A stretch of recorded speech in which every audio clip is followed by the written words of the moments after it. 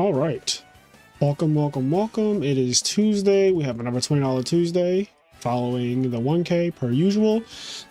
We are back. We are live. How's everybody doing on this fine Tuesday night for most people, depending on where you're at. I'm on the East Coast, so it's Tuesday night for me. Let's see. So we have a big tournament this weekend too. We have the Midwest Edison Clash that I'll be going to.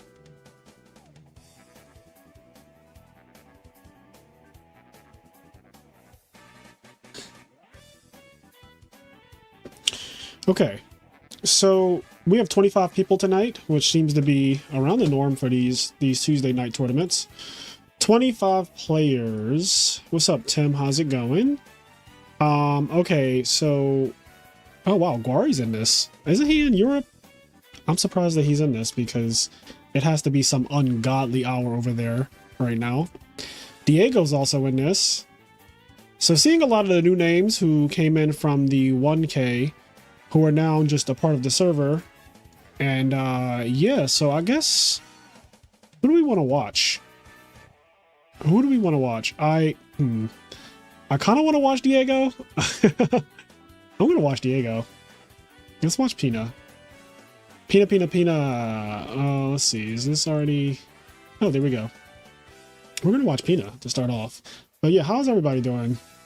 One vote for Ty Payne. Hello. What's up, Logan?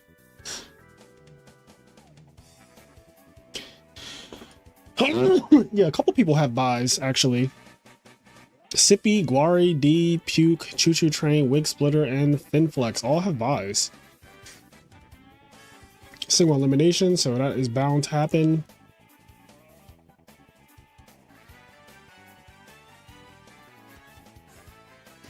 Yeah, 25 participants.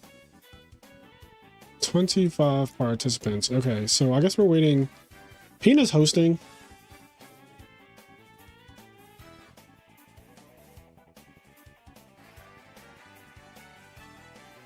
The 1K was sick. Yeah, the 1K was nice. Hopefully the next one we can get 100 players. We had 80 players, which I'm so satisfied and happy that so many people actually wanted to play. I saw earlier Brandon posted they're at 170 for this weekend. I can't believe it's not closer to full for a 7K. It's in the middle of nowhere, Ohio. Besides Hero Frogs, what's your favorite archetype to spectate? Well, Hero Frogs isn't my favorite archetype to spectate necessarily. I don't really know. I don't really have like a favorite deck to spectate, to be honest. I just like watching Yu-Gi-Oh. Like it really doesn't have much to do with the decks. I'm bored of certain decks for sure. So maybe the better question is like, what decks do I not like to spectate? I don't really care to spectate like too much Vayu GBs. Those, for whatever reason, like those decks are just so boring to me now. It's probably because I play against them the most and I see them a lot. And their gameplay just does not, unless I'm watching a really good Vayu player or a really good GB player, I do not care to watch those decks be played, because I feel like the people who play, especially, I guess this is especially for Vayu, I feel like they don't have identities. They're like bots almost, because that deck is like so represented, and I feel like everyone has like a pocket Vayu deck, so it's just boring. It's just like very boring.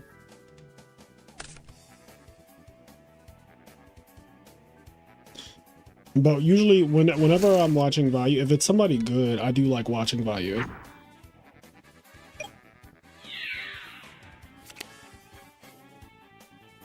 Crystal Seer? Who is Pina playing, first of all? Jay Herman. And this looks like Frog OTK. Yeah, we got Reckless Greed. This is giving Frog OTK vibes for sure.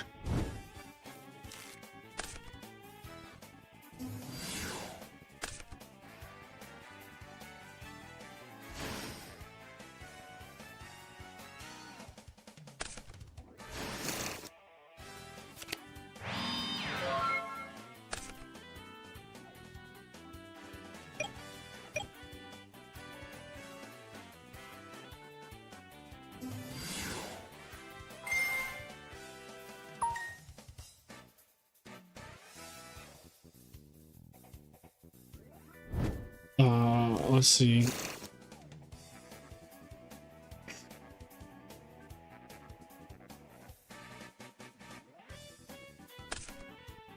$14-hour drive. Oh my god.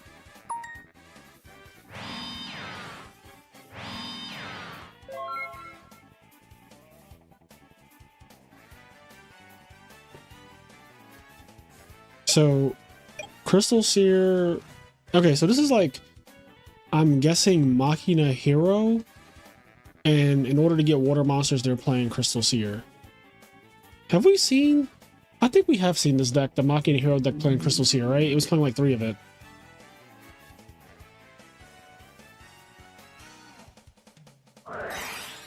Ooh, brain control. So clearly Pina has not found Fishbowl Blaster. If you don't know what's going on in this match right now, I took one glimpse at it earlier and I understood exactly what the assignment was. He just doesn't have Fishbowl Blaster right now. If he had Fishbowl Blaster, he would have killed his opponent. So when you don't have Fishbowl Blaster with this deck, you have to have something. So he has Substitute Access, which is actually still really fucking strong. And honestly, you can just win the entire game off of this bullshit, because this is just very strong in this format. Like, he's just going to grind Jay Herman out of cards, basically. Yep. All favorable trades. Now you lose this as well. Yep, you can chain Impulse. Bounce your guy. So it's going to be big damage. Then it's going to be the whole flippy flop and turning this into another frog. He's up so many cards. He has 5 cards right here. His opponent's going to draw to 5, so he's already +3. And Machina struggles with this type of deck, honestly, especially in game 1. Like, I think Dream Frogs and Froggo TK are 2 decks that Machina decks do not want to play against. They really need those floodgates and stuff to, like, have a chance. And then usually this deck sides into, like, Dream Frogs, which it's harder to floodgate it because it's not playing, like, balls to the walls. It's, you know, it's breakers and Raigeki breaks and all that shit. And then it's just like, your Mask of Restricts don't sit and your Fossil Dynas get beat over, and yeah.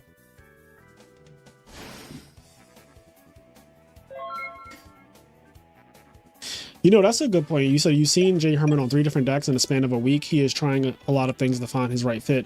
And that is a thing with Edison format. It can take a while to find your deck. Like I said, it took me a year to find frogs. Like, literally, I played everything for a year, like all these different decks, and none of them just gelled with me. And then I eventually stumbled on frogs and I was like, huh, I really like this. How can I play in tournaments like this? You have to join our Patreon. Every single person that you ever have seen playing in my tournaments has joined my Patreon.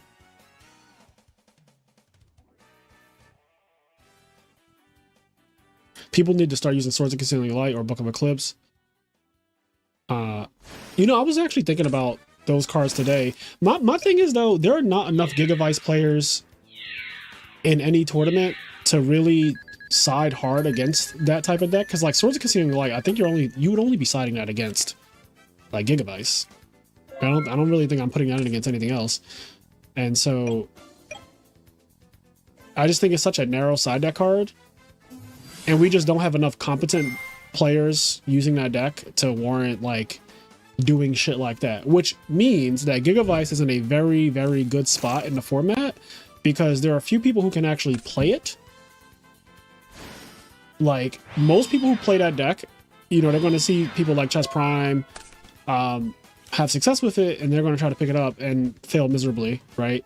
Every game that requires you to do something more than just Lone Fire Supervise is going to be a challenge, because it is actually a very challenging deck to play correctly. And if you mess up, you're just going to lose.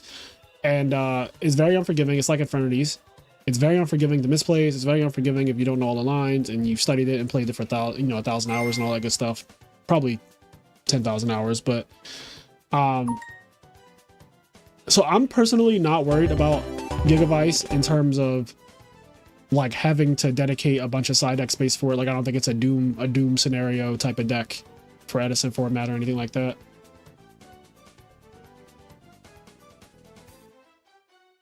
But Swords of Concealing Light is actually good against it for obvious reasons. It is a card that puts everything face down, and nothing that they do stops that.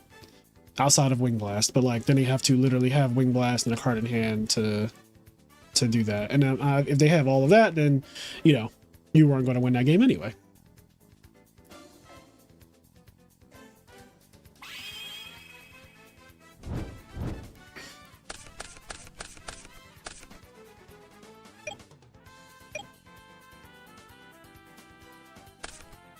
Concealing Light beats Forg boards as well. I think you are mistaken, because Forgs after game 1 is usually not Forgs anymore.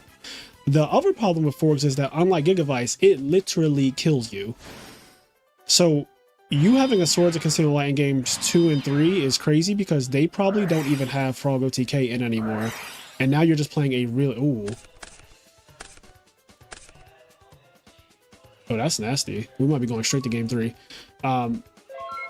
You're siding in a card that you don't know how they're siding, and if they side into their Breaker, Caius, regular Frog deck, you're going to have Swords of Concealing Light against a fucking Frog Monarch deck, essentially, and you're going to lose. You do not show. You do not show. If you're listening to the stream, no. No. So, for online Yu-Gi-Oh, you don't have to show for things like Royal Tribute, Mind Crush, Nulman of Extermination, Nulman of Crossout. We have replays, so if Pina did not discard all of his monsters, if we see that in the replay, he'll just be banned. That's the same for anybody if you cheat like that. Like, it's just verifiable through replays, so we don't really have to police it too much.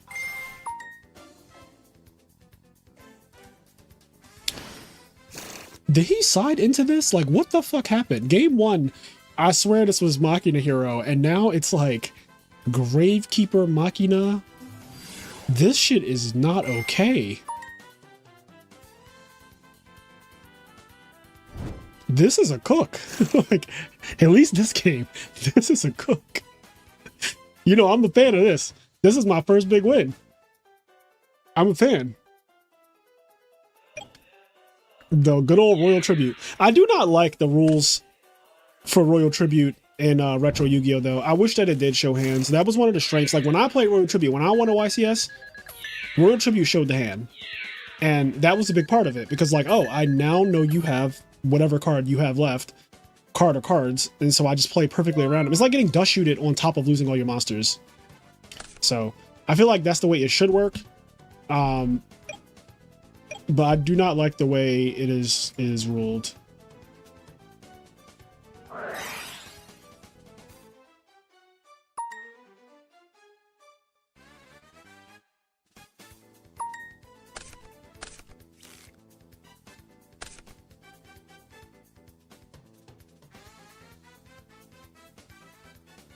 What drew you to frogs?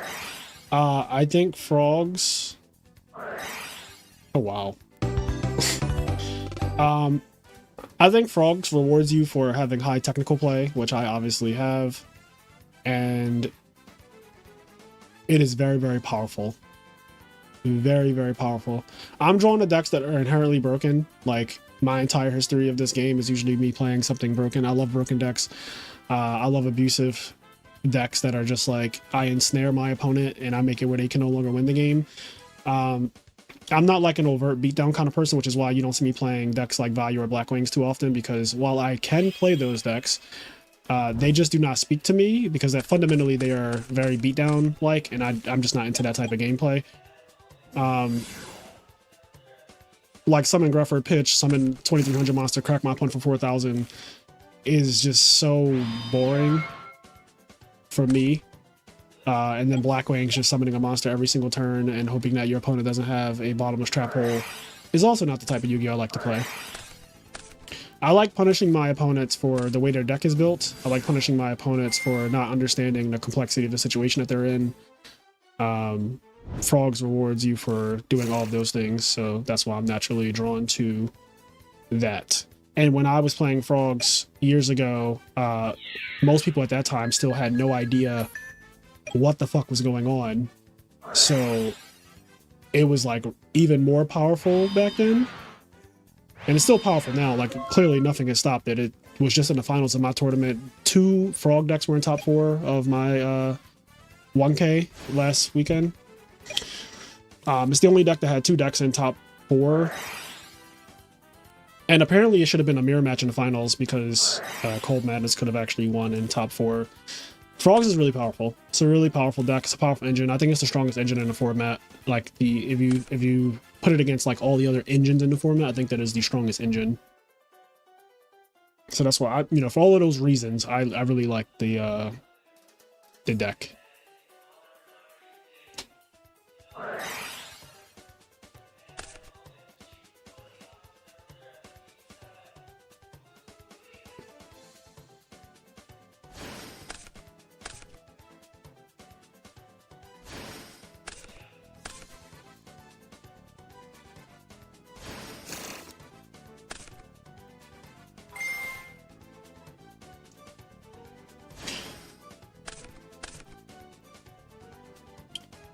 Does he have... Well, first of all, let me check. Okay, so he's back in OTK mode. And, yeah, unless they have Gores, they are dead.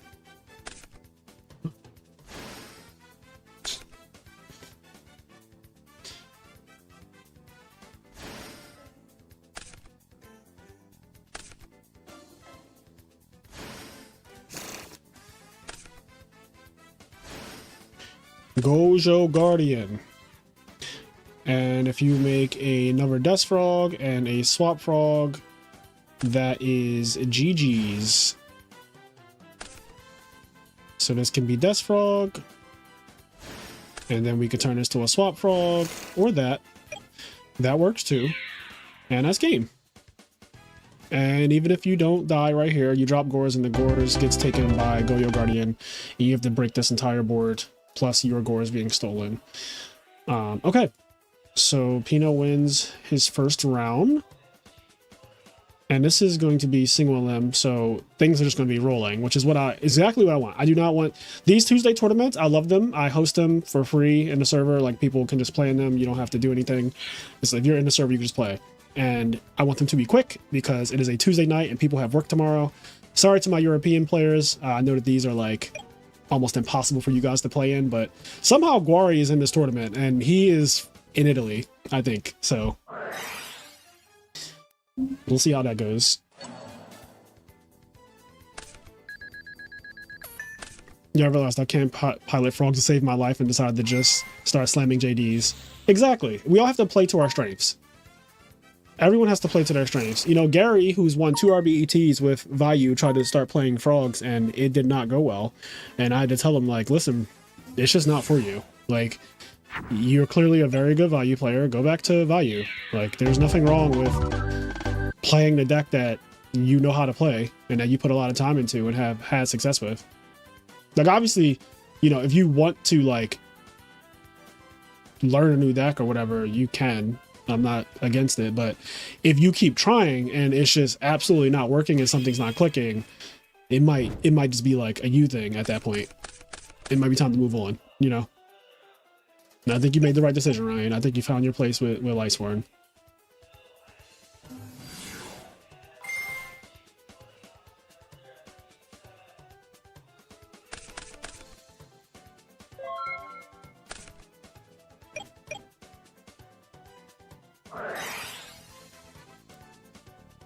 Rhoda. Stratos, okay. What deck is this? What deck is the big win playing? Malicious. Well, if this is not Diva Hero, I already hate it.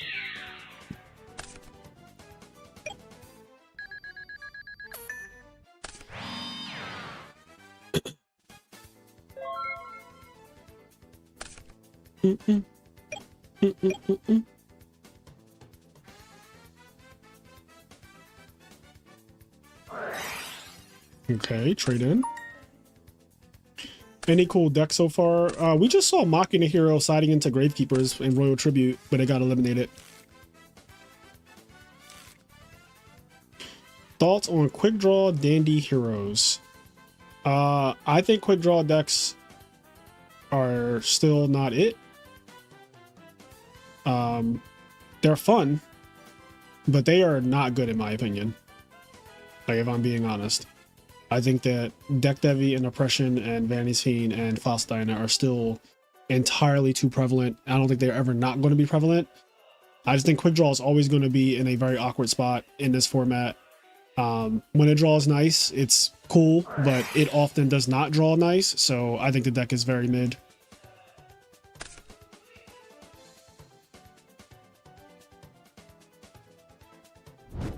But I know a lot of people are fond of Quick Draw because it is the deck that won the formats tournament, the original SJC Edison back in 2010. So a lot of people want it to be good, but Edison has just changed entirely too much. And you know, I've featured a lot of Quick Draw decks on this channel, and try as we may, I just think that like deck dev is still deck dev, oppression is still oppression. Drill Warrior fucking sucks. Quick Draw is such an investment in cards. The juice is not worth the squeeze. Is there any sense in combining the Frog and Quick Draw engine? I think if you put Quick Draw in Frogs, you are not fixing any of the problems that like either deck has. Like if you're so Quick Draw loses to all the cards I just named. And Frogs also would lose to those same exact cards if you combine it with Quick Draw. So you're not fixing anything by combining those two engines. You're just making a deck that is super weak to your opponent going, activate deck Devi.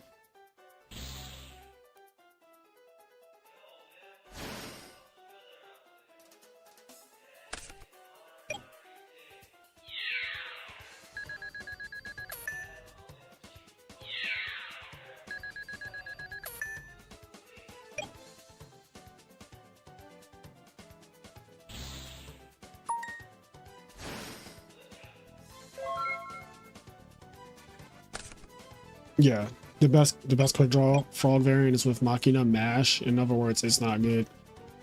Yeah, I'm just when it comes to Quick Draw, like I mean, you guys, if you've been watching this channel for a while, you know I am not fond of Quick Draw in general. Like I shit on that card all the time. Like I genuinely do not think that the card is good. Yeah, X-Sabers are in a bad spot because one, they're just not ready yet. They're in the same spot as Six Samurais, but they're just a little bit better. But they're in the same spot as Samurais. Like they just are missing too many key components that make the deck really function. They're also dangerously weak to Deck Devastation Virus. Like I don't know, you got to understand this format is like your deck cannot just flat out die to a card that people can play 3 of, and that one of the most popular decks is maining, actually 2 of them, because Blackwings often do main at least a deck Devi as well.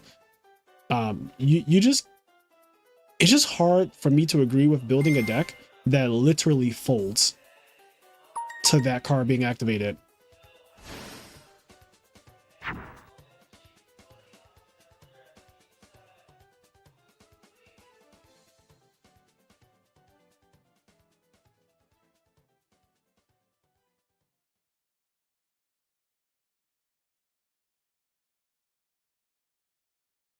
My music, I gotta figure out why that happens sometimes. Like sometimes my playlist just stops playing music.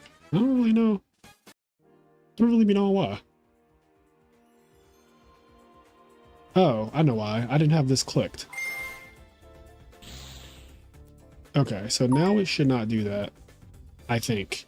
Oh, but then if I have this clicked, I don't fucking know. Whatever, chat.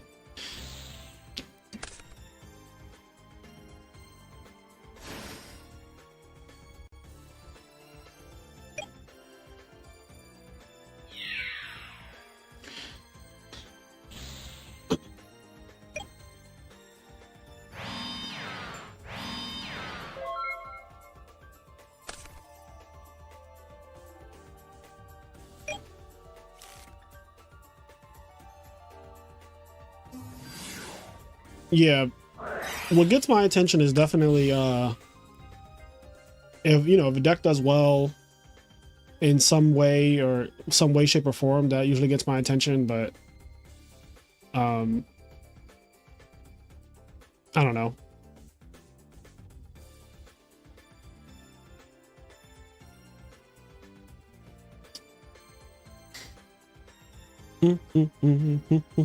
What's this matchup? Did we determine that this is Diva Hero? This is Diva Hero, right? It's playing Bottomless Trap Hole. Okay, it's definitely like Diva Hero. And they're in game 3. Amaryllis versus Diva Hero. This is a matchup you do not see. It's like Battle of the Tier 1.5 decks.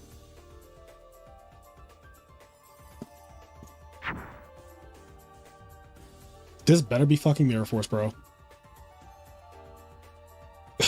Like, this better be Mirror Force. Because this Colossal Fighter that it could have been, that the chat is like, this should have been Colossal Fighter. I mean, we're committed. Spore is committed. You're probably wondering how I got here. What's your reason for not liking Bottomless in the main? I'm not going over that again. I'm sorry. I did that like 2 streams ago. You can watch that stream back if you want to.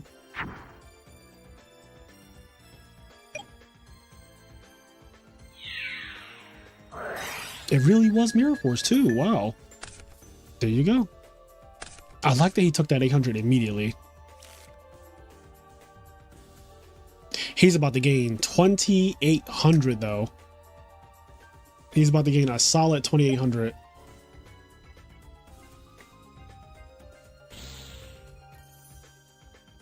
Thought Ruler is so good in this exact situation where the Amaryllis' deck's win condition is life points damage with Amaryllis, and you're about to just like, I'm just going to gain like 4 Amaryllis almost.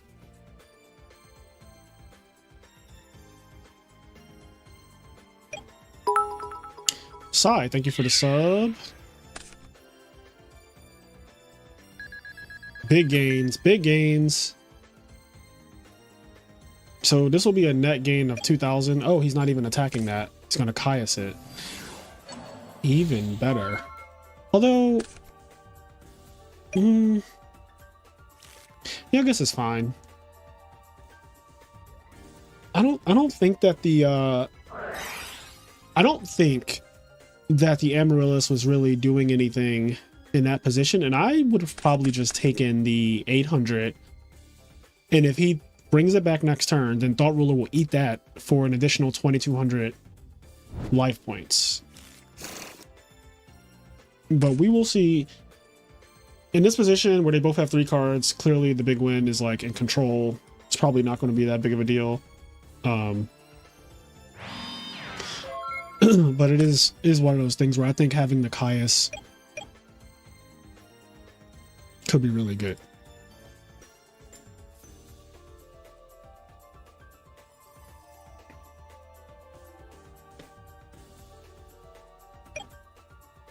Yeah, I don't really like main phase 2 Caius unless, like, you know, you steal your opponent's monster, you attack, they don't deprison it, so you beat over their other monster, then you tribute for Caius main phase 2, stuff like that.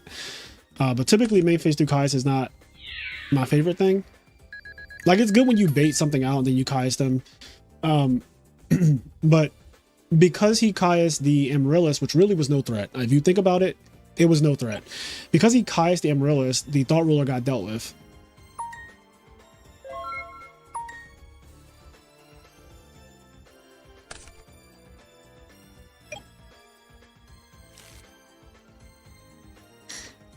Like, now we're in a very precarious situation. I feel like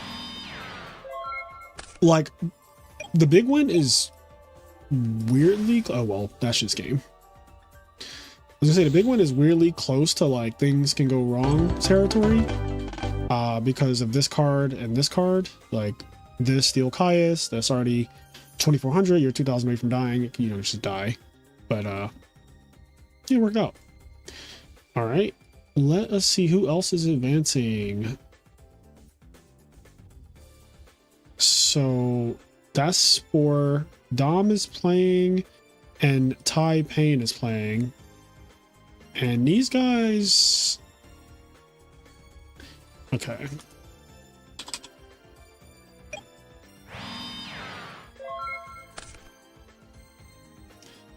The next in real life event I'm playing is this Saturday.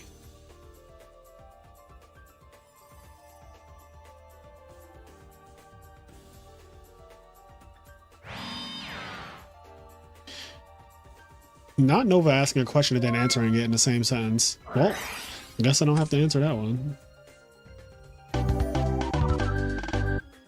All right. And this is Blackwings. Oh. Oh. Is this my tournament? I feel like this is my tournament. Let's see what's going on here. Oh, they're in game 3. Love that. So there was a Reckless Greed. There was a Dust Shoot and a Dust Tornado.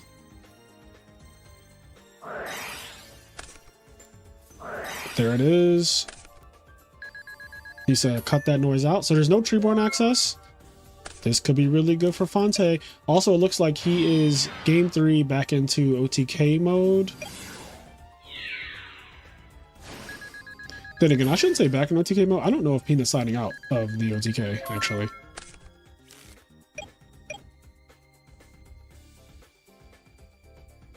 Yeah, there will be a stream this weekend.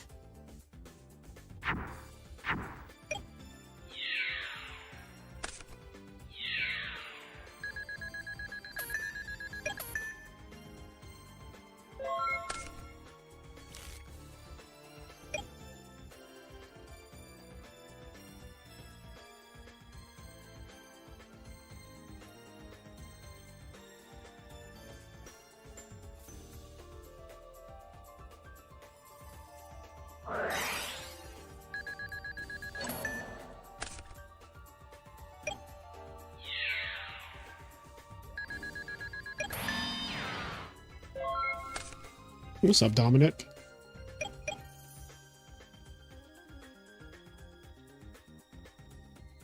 I love how you guys are asking me about my deck for a competitive tournament this weekend.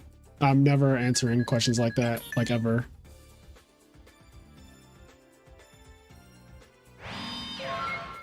You will see what I'm playing when you watch the stream.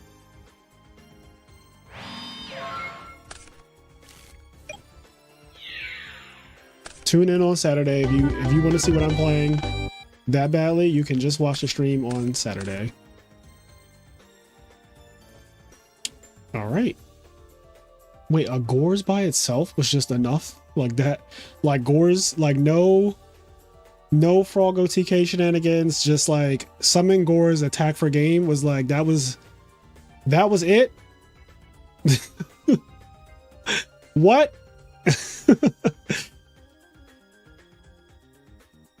All right, Dom is the only duel that is lagging behind, so now I have to see what is going on here. They're in game 2, which already tells me that they are playing entirely too slow. So I'm going to be watching this duel for slow play and slow play only.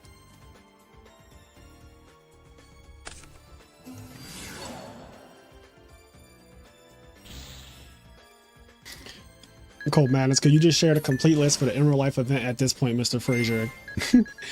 Yeah, it's so funny. Like people will literally just ask you like, yo, what's your list this weekend? It's like, what?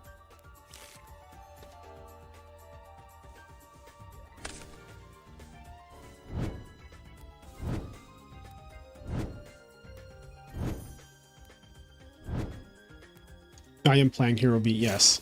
I'm showing up with a deck that loses to Dupe Frog in an environment where Dupe Frog will be plentiful.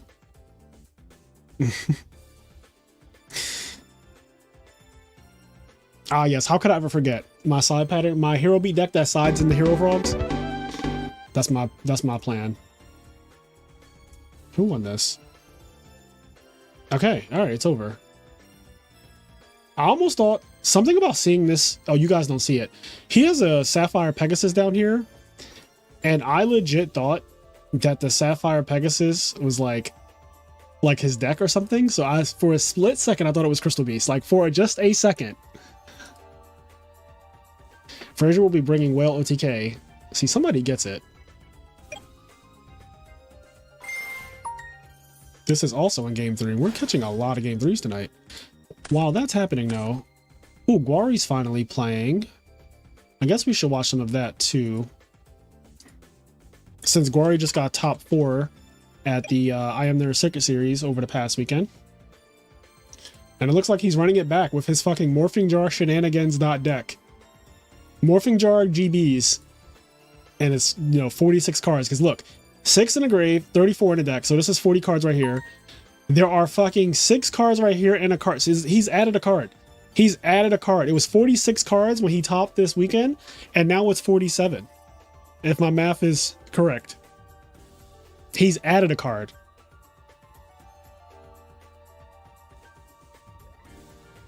Guari's list also was first after Swiss. I think he was 7-0. So before he got eliminated in top 4, he was 8-0? Yeah, 8-0.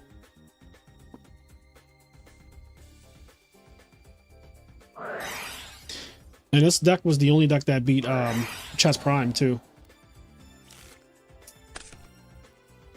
The only deck that beat Gigavice that weekend was good old GBs, the combo deck killer.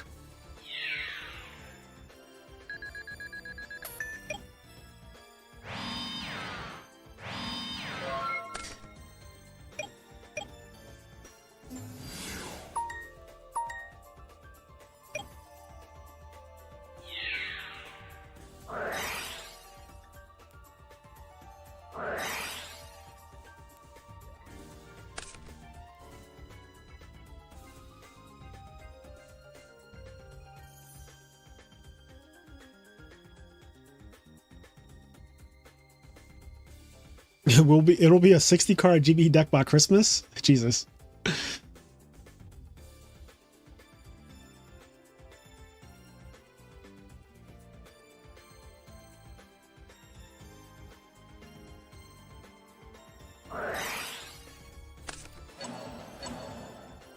Not the Icarus Wars. Oh shit. Starlight Road. Okay, so what's the net effect of all of this? So Guari is up a card. Oh, he's up 2 cards now. Jesus. Damn. That turned this game around. Imagine your opponent Starlight Roading you. Oh, he plays multiple. I was gonna say, imagine him Starlight Roading. Well, imagine him double Starlight Roading you first of all, because that's what happened. Imagine getting fucking double Starlight Roaded and they play 47 cards. Like, I would be seething. Seething.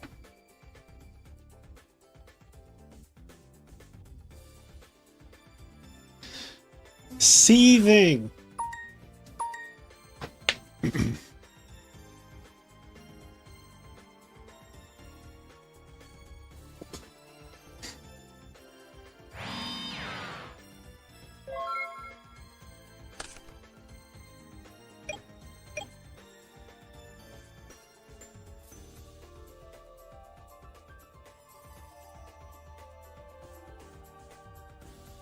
Next time Fraser cut a 60 card deck, he'd have flashbacks to Mr. Chang.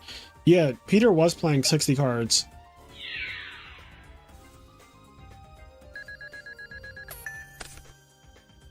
No, why do we summon Shura just to get it beat on? That doesn't make any sense.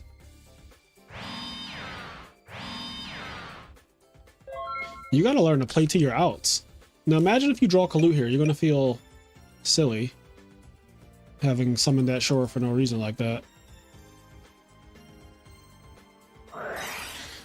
I activate the magic card, Brain Control.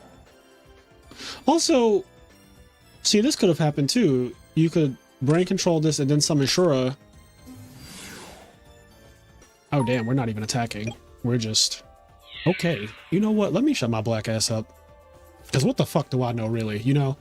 Like, why would we attack with Stardust first? Like, what do I actually know?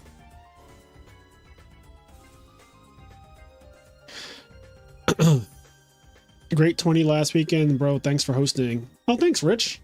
Rich, are you going to the tournament this weekend in Ohio? Will I see you this weekend?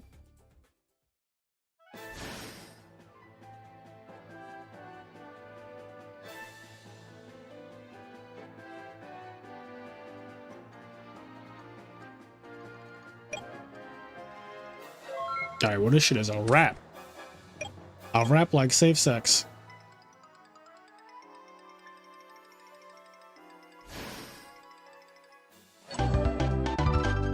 Alright, that's game 1. I, low-key, I'm gonna watch a different game now. Because I see what's happening there. And I see what's happening here. God damn. And this is game 2, which means that the Gauls lost game 1 and said, you know what beats Vayu Turbo? Fucking deck devastation virus, which is actually true because they play a lot of monsters that get deck devied.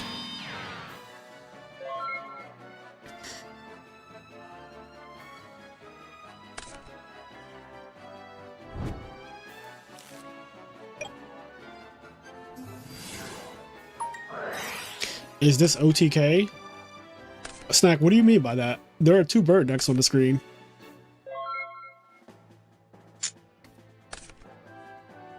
What do you mean by that? What do you mean is this OTK? What do you mean? Oh, that's actually a really good draw. Hold on now. Hold on. Wait.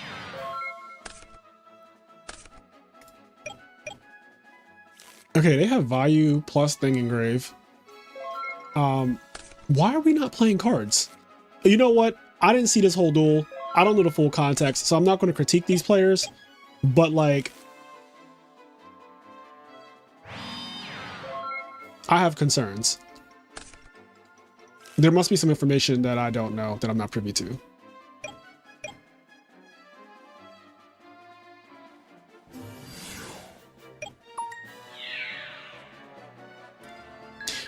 Well, Snack is a girl, Mr. Gomer.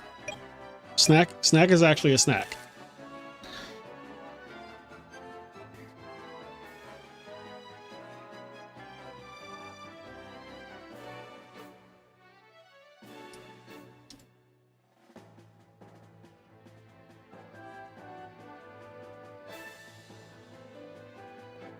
Not Gale B down. Spore is German.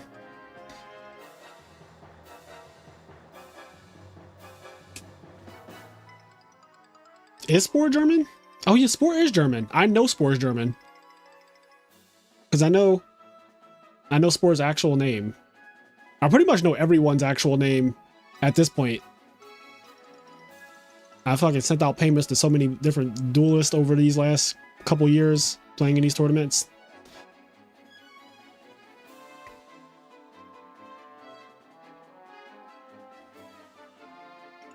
Good night, sweet prince.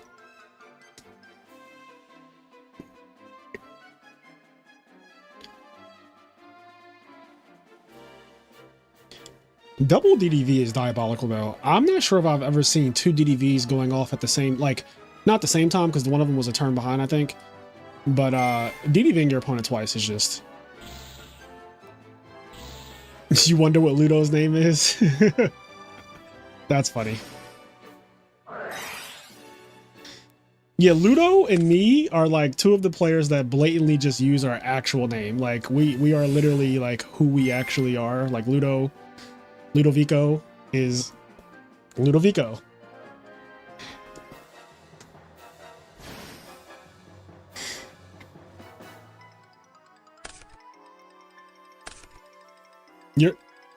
Stango, you don't count. What's that 0 at the end of your name, by the way? Also, Stango, we need to record. I made some fucking cards. We gotta record, King. I made 5 cards for you to deal with. Ludo is currently not playing Edison as far as I know, but he could be playing Edison under an alt account. That's right. You're a fighting game player now, officially. You're no longer a duelist, even though in every one of your fighting game pictures for topping events, you have held up Yu-Gi-Oh cards, but that doesn't count either.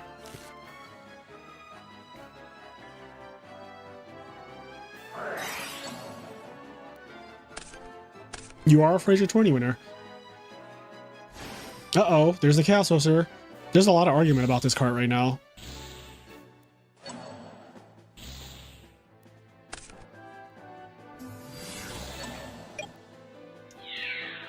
Yo, Blackwing player is really about to lose after double DDVing opponent.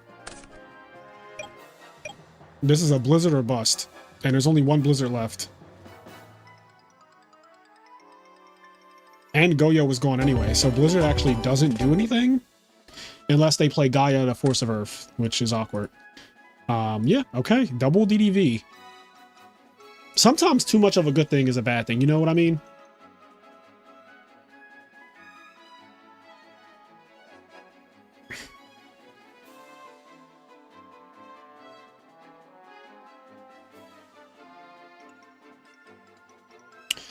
Okay. Let's see who else is dueling.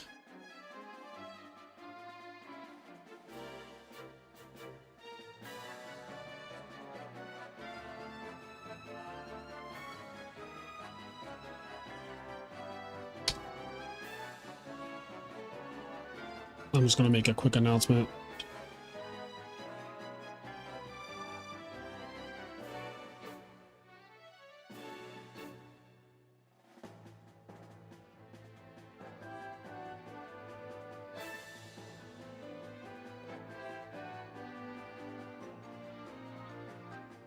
Okay, so the big win versus Wig Splitter. I guess this is just. Oh no, wait. Ooh. Why do I feel like Oh, this is actually happening now. The big one versus Wig Splitter. That's actually happening. What in the hell did Pudding get in this tournament? This looks crazy. Yo, Diva Hero's going ham.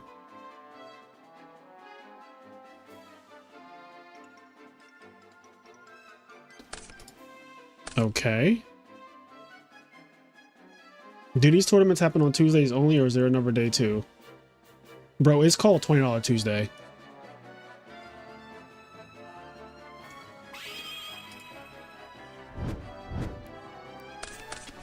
You ever heard of Taco Tuesday? Well, this is his brother. $20 Tuesday. $30 Thursday.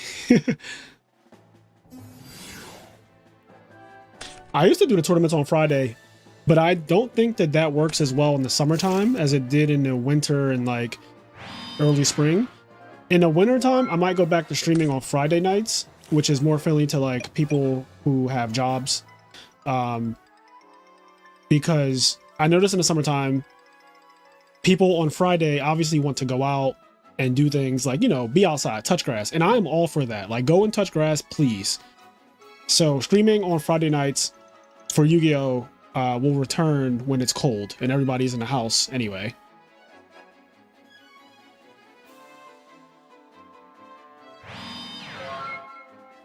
Is Diva Hero real again? I've seen a lot of it lately. Diva Hero is a tier 1.5 deck, so you will see it top randomly throughout the year, here and there. It would be news if you saw Diva Hero win an event. That is when it makes headlines. But if it tops, I am not surprised because it is good enough to top. It's also technically good enough to win, but we just rarely see that happen, is what I'm saying. When is Rush Hour coming back? So we need things to talk about. If you guys suggest topics, me and Sizzle can cook something up. It only takes us 15 minutes to record.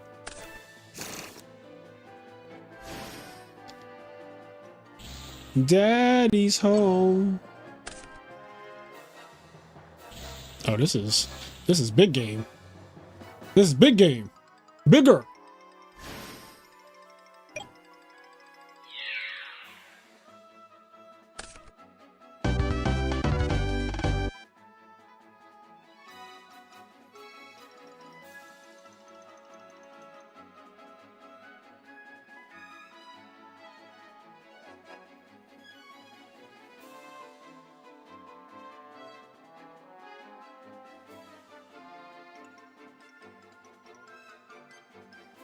Well,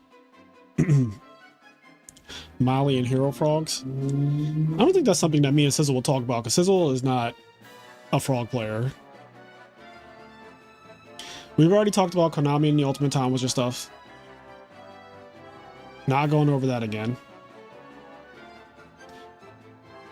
See, you don't even have stuff for us to talk about. Look at that. Look at that.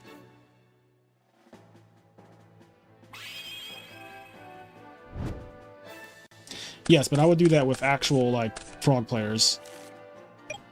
Not sizzle.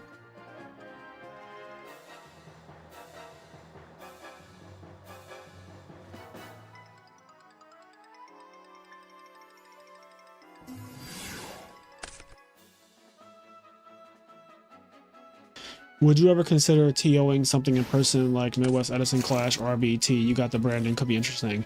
So I absolutely could host an in real life event for sure at this point. I think that I have enough of a following and a brand to get people to come out to play Yu-Gi-Oh! The question is, do I want the stress that comes with hosting an event in real life and all the things that you have to do in order to do that? That is getting judge staff together, getting a venue, getting a stream set up. It's just a lot of work. And honestly, I like doing what I currently do, which is hosting online tournaments, since not many other people are doing that.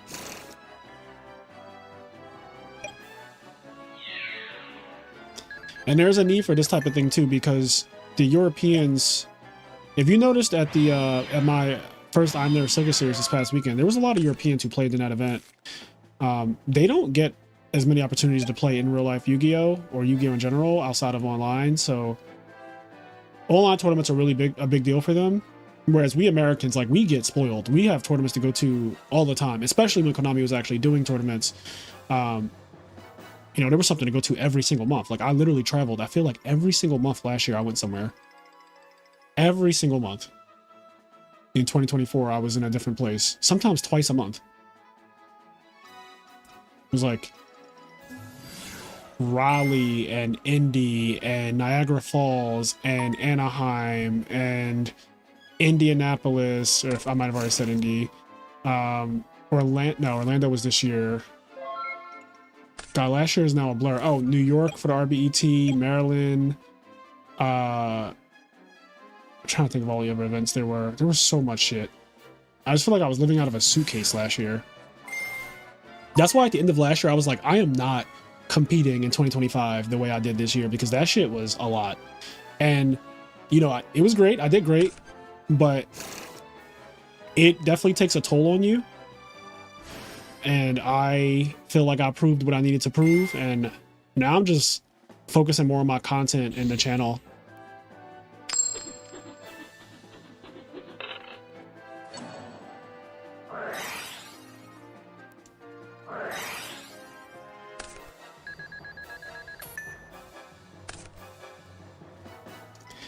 Cairo crashed out after running Diva Hero and getting super polyed at Korean event for Draco E Quest.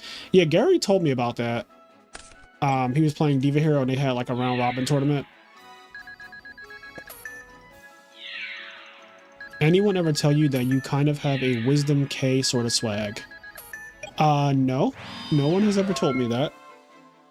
But I'm assuming that you feel that way. What would you consider the best deck currently? I've been out of Edison loop for a hot minute. I think the best deck currently is Hero Frogs.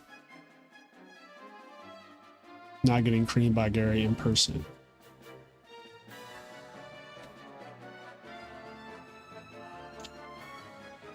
Any cities you haven't been to you want to visit? Not in this country, but in like Europe. I definitely want to go, like, so I want to visit, at some point I want to visit Greece and go to Santorini and the Mykonos, and I want to go to Rome. I do want to go to Paris, although I haven't heard the most savory things about Paris, so it's not like high on my list, but at some point I do want to just go, just to like say I did and see all the things. But it's not exactly like I gotta go to Paris. Honestly, if I'm being completely honest, it's really hard for me not to just keep going back to Japan. Like, I'm already going back to Japan in 2025, and it's hard for me to just, like, Japan is so fucking insane. Like, I cannot stress enough, Japan is so insane that it is genuinely hard for me to, like, go anywhere else when I'm traveling out of the country, because Japan just doesn't suck. Like, it just does not suck.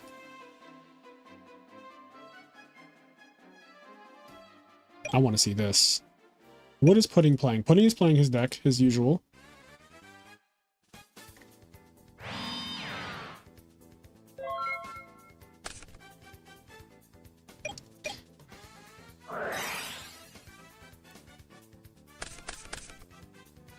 Yeah, YCS Vancouver definitely did get fucked over not getting an Ultimate Time Wizard ever because of the circumstance like that. Yeah, that does suck for Vancouver.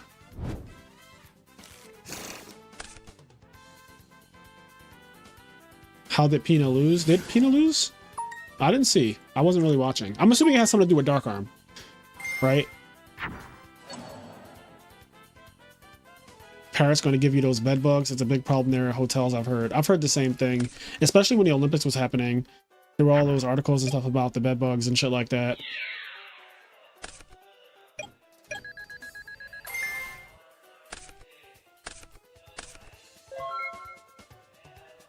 And I also just don't know how friendly certain parts of Europe are to black people. Like, that is always a concern of mine, too. Like, I am not trying to be in anyone's country that just genuinely, like, you know, I'm already in America. I'm not about to travel somewhere that also fucking just treats me like shit. Like, living here is already enough.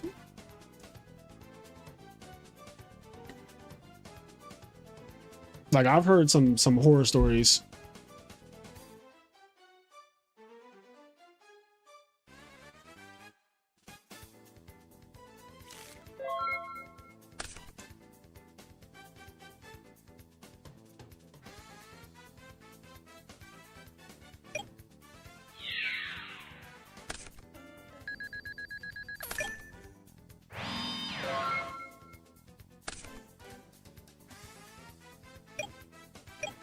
Bro, the problem might be you're American, not you're black. I mean, if either one of those is a problem, though, then that country is problematic.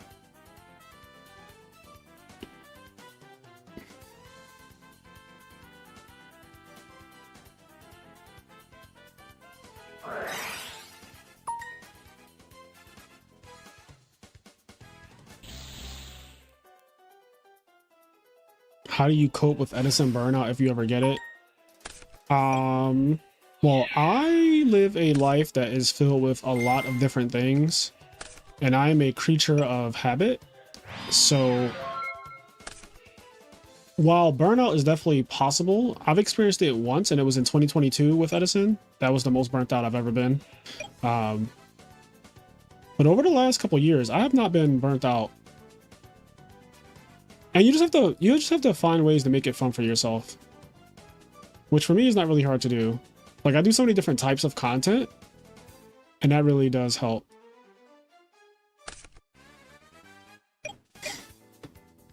Ah, yes, 2022, the Great Blackwing Depression. Exactly. That was definitely the Blackwing Depression.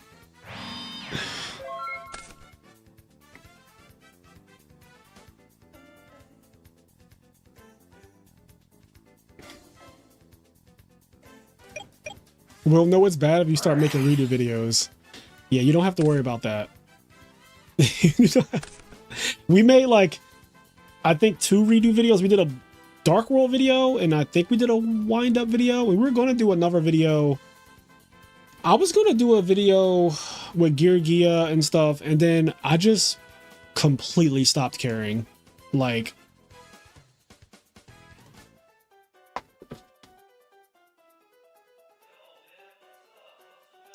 the Pudding and Marcus, those guys are perfect for redo and for redo content. So if you like redo, that is, subscribe to Metaphos and subscribe to Pudding's channel. They do a great job with redo. But I am a Edison primary channel, as you guys know, and I don't plan to like suddenly transition to my content all being redo. But that doesn't mean that I won't dabble here near with other formats, because every once in a while we do other stuff, right? Like at least once a year, we always start playing around with like, oh, like we'll do Tengu and then we'll do redo and never goats. But you know, you get the idea.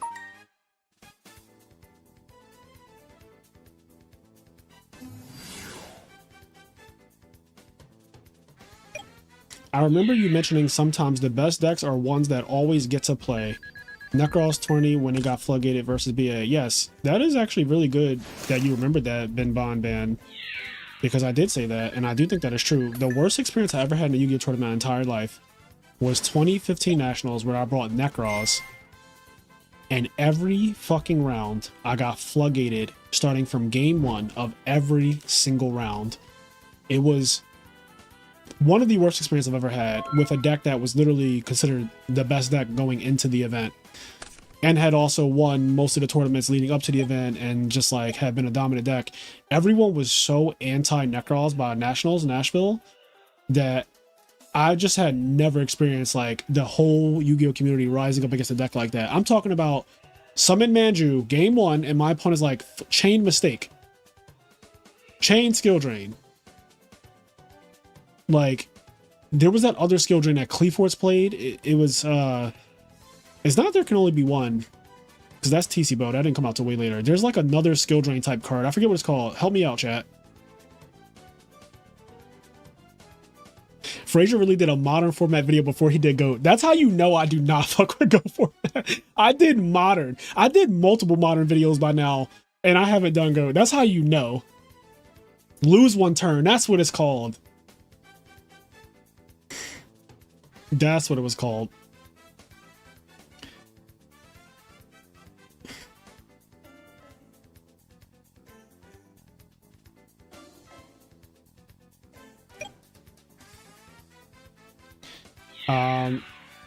We run a poll for a different format to Edison at locals at the end of each month and redo one once, and it was miserable and has never won the poll since. Why was it miserable? Not it was miserable and it has never won the poll again. What happened? I think the issue is I think the real issue is that people don't have the cards in real life with these other formats. You have to remember, whenever you're trying to make another format popular, people have to get the cards. And also, I might be speaking out. I don't know if this is true, but I feel like it's true, so I'm going to say it anyway. So Edison, I think, has the absolute best community for all the rulings. We have literally websites like this one. Let me go here. We have this website, right? This website is how I got in Edison format. This website is fucking insane. This website literally has every single thing that you need to play Edison format. And without this website, I don't think I would have played Edison format, because it just has everything. Every time I needed to look up rulings when I was dueling a person, I don't know how shit works, I just go here and I'm like, oh, type this card in and it comes up. So this was like, to me, this website is one of the biggest foundation pieces to have a format, and edisonformat.com, I truly attribute a lot of it to this website. And then we have multiple, bro. We don't even just have one. We have this too. We have this too. edisonformat.net. Don't ask me why there's a .com and a .net, but there's two of them. And this one also just has all the rules. It just has rules too. It even has like battle phase shit. Like if you don't know how the battle phase works, or first turn draw for people for some reason who might not know, ignition priority for people who are like, oh shit, I didn't play back then when they had ignition priority. How does that work? And they give you examples on every level: basic, intermediate, advanced, expert. End of turn, discard, paying life points, phase triggers. Like these websites that Edison has, this is the reason why Edison is the most popular retro format, and it's not close. This is the reason, because it has shit like this. It has so many resources. Like I have all these fucking bookmarks. Look at how many, look, bro, websites like this. Now this is everything. Like Format Libraries, the GOAT, they just have like literally everything. But you get my idea. Also, I don't know, is it on here? Oh, look. Our tournament is on here. We're on Format Library, guys. The IMNerd Circus series. Look at that. IMNerd Circus series. All the information from my tournament is here, as you can see. Top main deck cards: Caius the Shadow Monarch, D Prison, Bottomless Trap Hole. Yo, Caius being the most played card over D Prison now. I did not know that was a thing, but that is actually so interesting that Caius is the most played card in the format.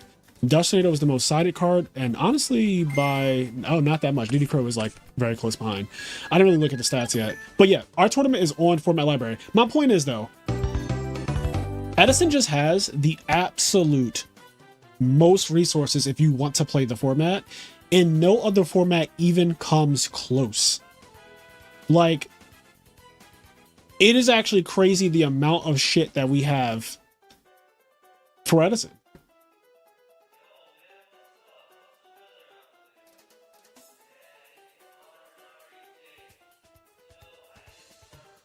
Fraser, do you see Guari's 50 plus card gadget Flamvel UFO turtle deck? I did not. Where's that at? That's not what he's playing today though. He's playing he is currently, I'm gonna go watch. He's playing 47 card. Or not. Or he's just not playing. Or he's just not playing at all.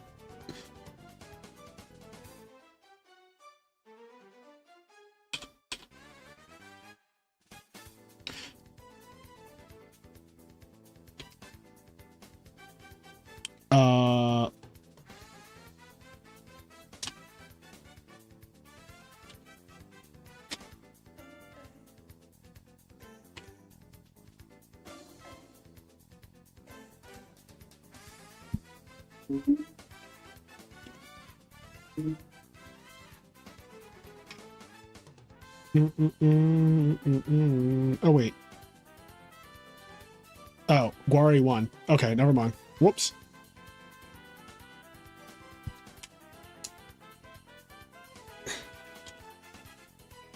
All right, Guari's in top 4. Carl Waite is waiting. Carl Waite is waiting. Pudding is over here doing pudding things. All right, I'm going to back read some of the chat. So yeah, lose 1 turn. Modern makes me want to puke. I looked at some GOAT lists recently and they seem to have discovered Dust Shoot, so that's cool. Yeah, they've been playing Dust Shoot forever. That is not a new discovery at all in GOAT format. I played the Necrolls format a while ago and ran. I'm assuming that's supposed to say Necrolls? Pretended I was on Pure, then dropped. I don't know what. Okay. Is it stupid to play a Blackwing deck and be able to make it a Vayu turbo with the side deck? Is it stupid to play a Blackwing deck and then make it a Vayu turbo deck with the side deck? Why though? What benefit do you get from doing that?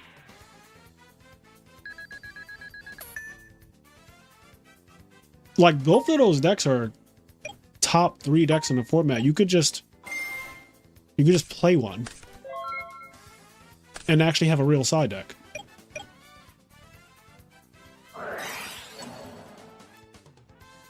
We have like 30 people in the group chat and only 3 people pulled up with Shockmaster decks. We have ran Goat, Tango, and Hat, and they're all a blast.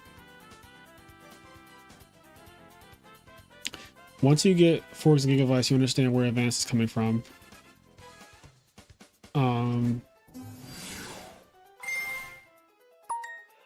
Goat is the only community that has a site that's even close.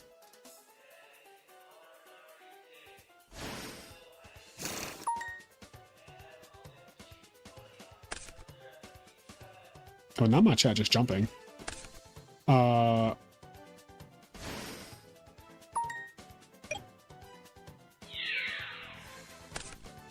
Redo is like Dark Worlds and Shockmaster.deck.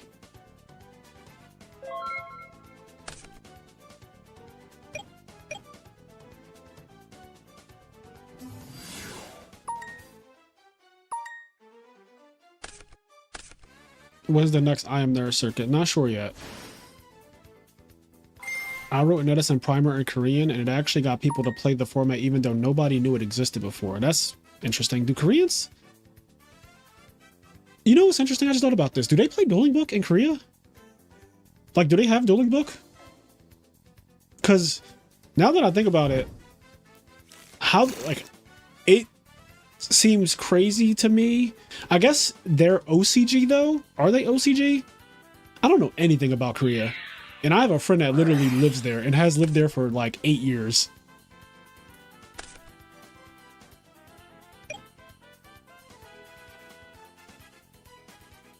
I guess they have their own Dueling Book, right? Like an OCG Dueling Book.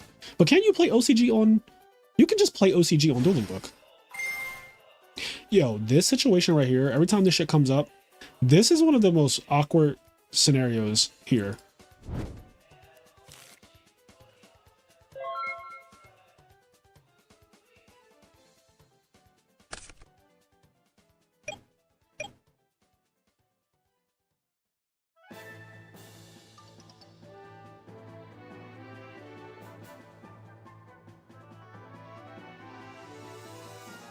Also, I just realized I was chatting while being like 30 minutes behind stream. Yeah, guys, if you're watching, you got to make sure you click that live button, because if you're not live, you will be responding to shit that we are way past.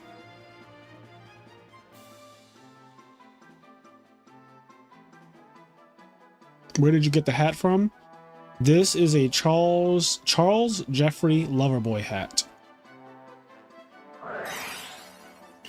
By the way, that weird name was Shaddoll Water Fusion that stops ritual summons. Right, that's what that is. I actually got beat by that card too. I think it was round 4, my Shaddoll opponent, who mistaked me. And then did they Thunder King me too? I think they Thunder King, mistake. And then when I finally dealt with both of those floodgates, they then fusion summoned for that fucking thing that says you can't play ritual spell cards. And I was like, all right, guy.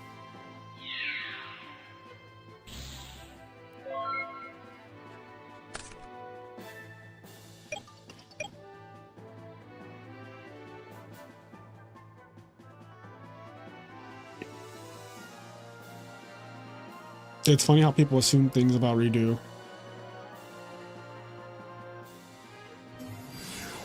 Korea is in fact OCG. What's up, Pina? How are you doing? You tried to frog OTK my whole tournament? Upstart is just a fake slot and costs you 1,000 life points for your player. You use it, you need to see your engine like Dragon Turbo. Shout out to the Dark World mofo. Dude has a channel dedicated to playing Dark World, Turbo, and OTKing people. So he's like the Gigavice of Dark World. Retro Yu-Gi-Oh! Isn't very popular in the OCG, I've been told. That makes sense, only because, one, they're playing the original card game. So they're playing Yu-Gi-Oh! As new sets and cards come out, they literally get them first. So they're always like up on, oh shit, this new thing that just got announced is coming out here immediately, or like whatever. I can see them not caring about retro when the game, the modern version of the game is always like fresh immediately for them. Like they're the first to get it. They're not like us where we always see their meta. We see like the cards from them and then they play with it first. And then we are kind of like just basically copying a lot.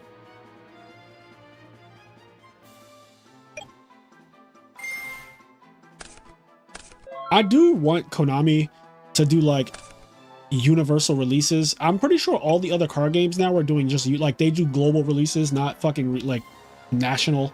Like why is Yu-Gi-Oh still giving TCG packs out 3 months or whatever, however long it's, I don't even know, however long it takes for them to release a pack after Japan gets it and then to give it to America and Europe and everything like that. That needs to stop. That needs to just be like global release. Put everybody needs to be on the same type time.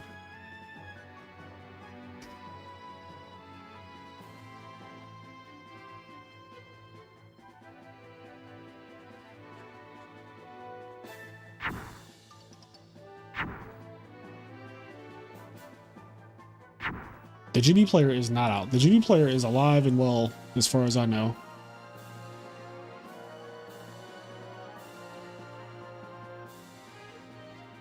That's a hateful ass board. You got to be hateful against Christia. Although, looks like things are going wrong now.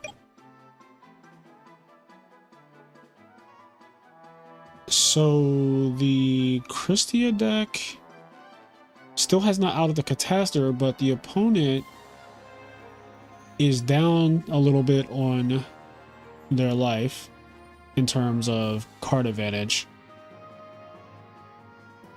Now I'm wondering, how is Pudding going to get over the Catastor? Okay, we're going to attack into it so that the Jane does not mill to death.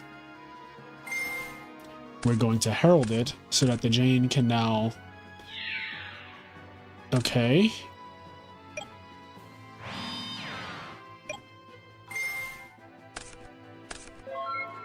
All right. So Lightning Vortex, cross out, attack for game or die. I'm doing great. Thanks for asking. Peter, you're funny. Yeah, it's really strange that we care about TCG and Master Duel when OCG exist. Yeah, pretty lame in TCG when you have to wait 3 months to get the new set. I also think OCG locals have more of a play casual games for fun at locals as opposed to only attending local tourneys in TCG. OCG is still cheap enough for them to constantly switch to new decks. Because OCG gets different rarities. Yeah, but there's no reason for that. They could just not do that.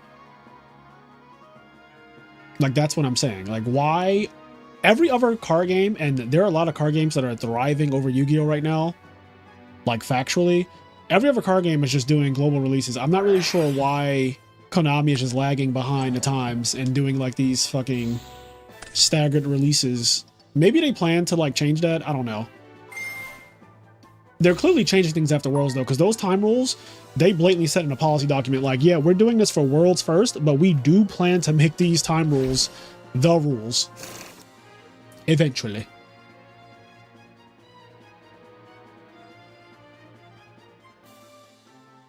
Do you think Edison is close to solved? I think Edison is actually quite the opposite. I think it's as far from being solved as you could possibly imagine. We have a deck, like, we have new decks winning every single year. We have decks getting better, decks getting more refined. Like, it's not even close. You know what solved means, right? Solved is when you look at GOATs and you literally see Chaos Turbo. That is what solves look like. That's a solved format. That format is OD solved. Also, they have a very small card pool compared to, like, every other retro format that actually sees play. Because they are 5 years behind Edison, they're 6 years behind Tengu, they are 7 years behind Redo, 9 years behind Hat.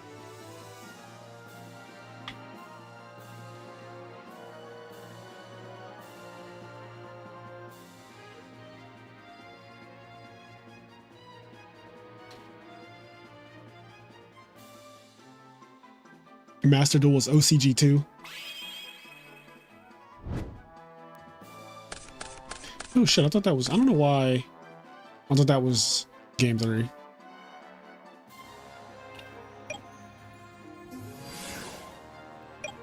I'm at the point of picking up Pokemon. Did you see Pokemon Worlds? It was insane. You can tell they actually care about their customers. I don't follow other card games, really, so I did not see Pokemon Worlds. Do you still own playmats from back in the day, like the ones you got from Konami? I do. I actually have a stack, probably bigger. I have a stack of playmats from, like, topping YCSs. Like, I have a Minerva mat. I have the Tragodia mat from SJC Edison in 2010. Like, I actually have the original Tragodia mat. I have a lot of Nationals mats that you got for attending and Nationals mats that you get for topping. I have a lot of fucking mats, and I don't use any of them.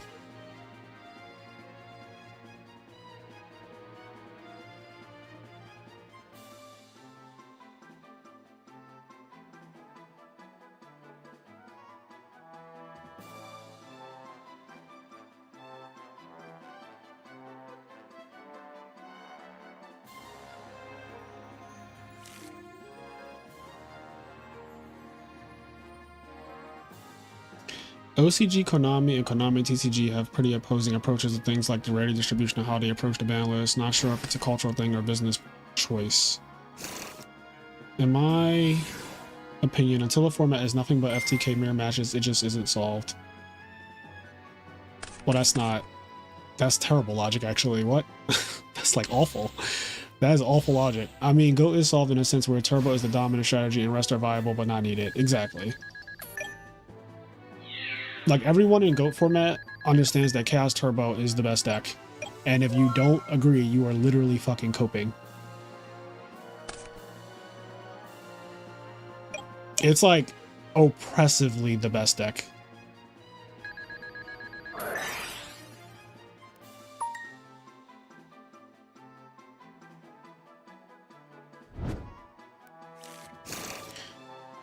Aren't those mats worth a lot these days? I don't really follow the value of, like, mats and things like that. I don't even follow the value of the cards that I own. I used to do market watches, me and Philip Campa.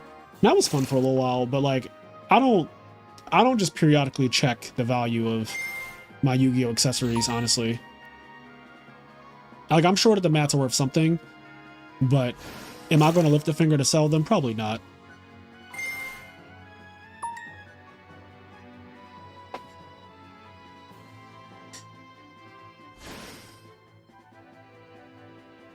Is there a way to tell the reprinted mats like the JD and Dad one? Oh, I do not know.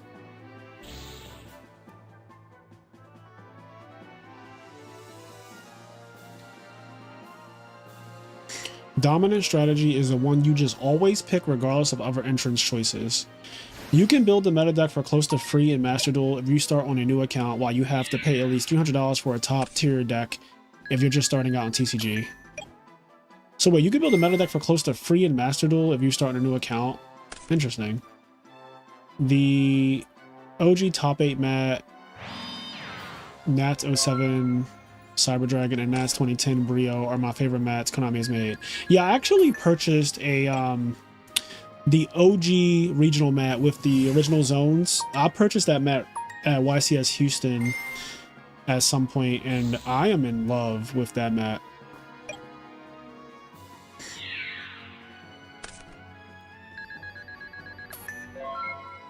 And it's in like really good condition.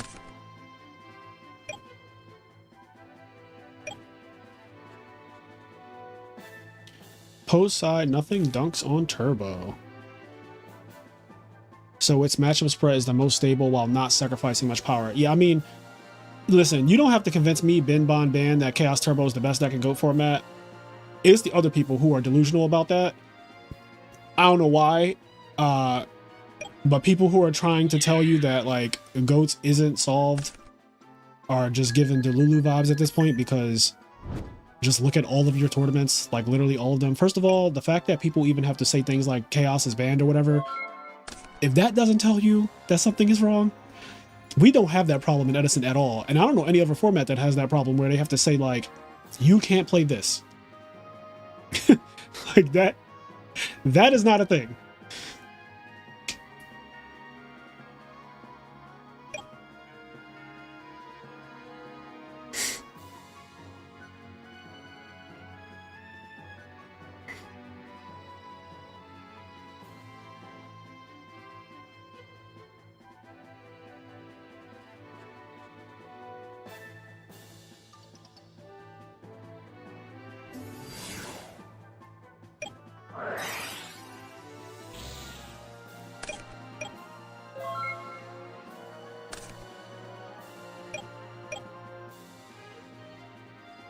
The worst part about GOAT is 3 dust shoots, not gonna lie. Turbo Mirror would be gas otherwise.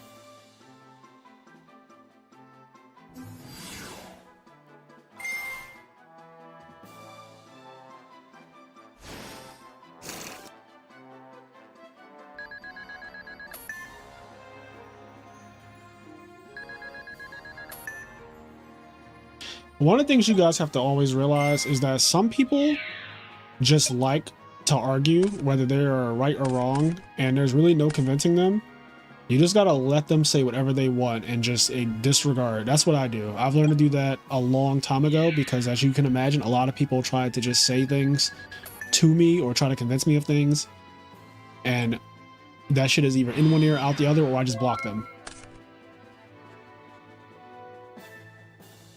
Like, you can present sound logic to people, but if they are committed to misunderstanding you, it won't matter. And the sooner you realize that, the better. You also save yourself a lot of time. Because one thing about me, I'm not going to keep going back and forth. I'm just not. My block list is long.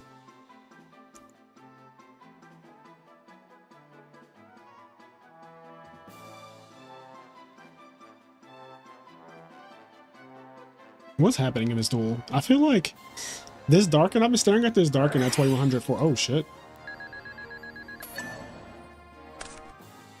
Okay, that's 42. Or not. Okay. Dark Arm Dragon, raw. Just fucking raw. Just raw dead. And the brain control's gone.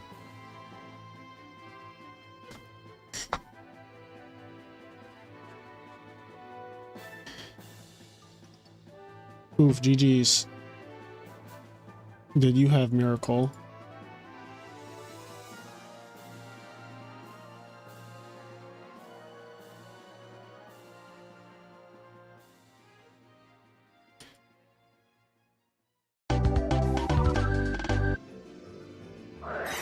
Solar Recharge, Christia, Smash and Ground, Allure.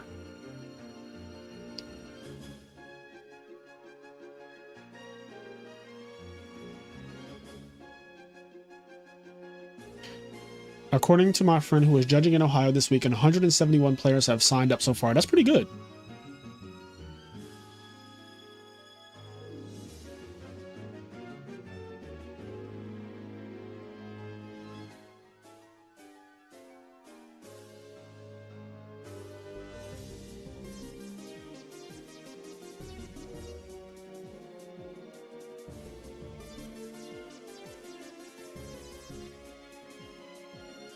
It's only won Worlds a couple times.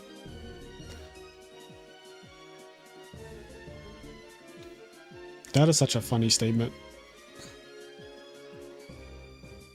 All right, they are ranting. I am going to watch Guari.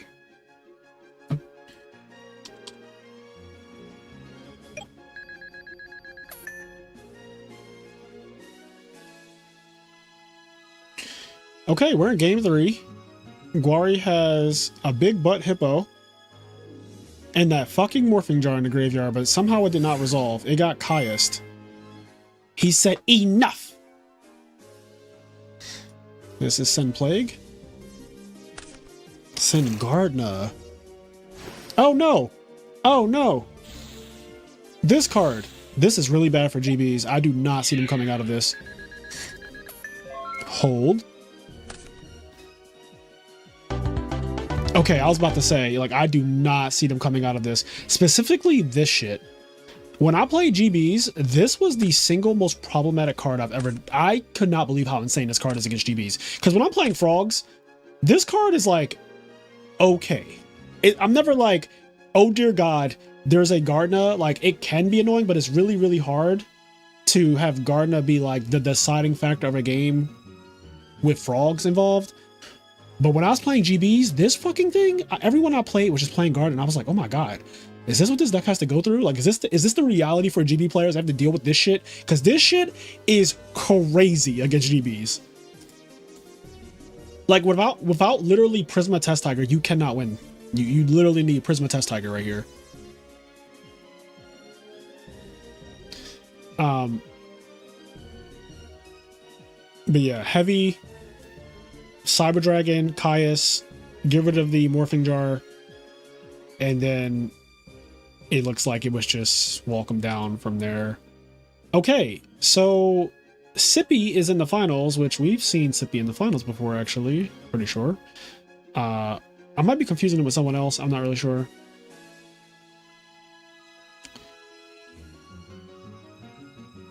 Somebody asked for the link to the... Oh, wait, it's...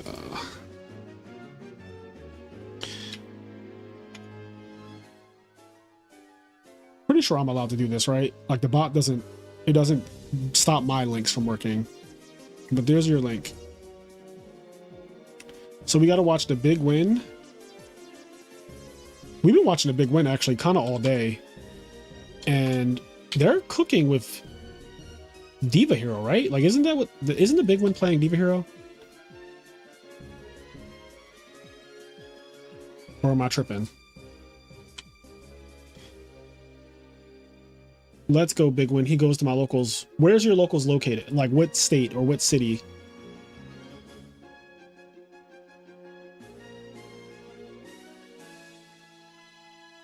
Raleigh, North Carolina. I like my North Carolina people. The Big Win.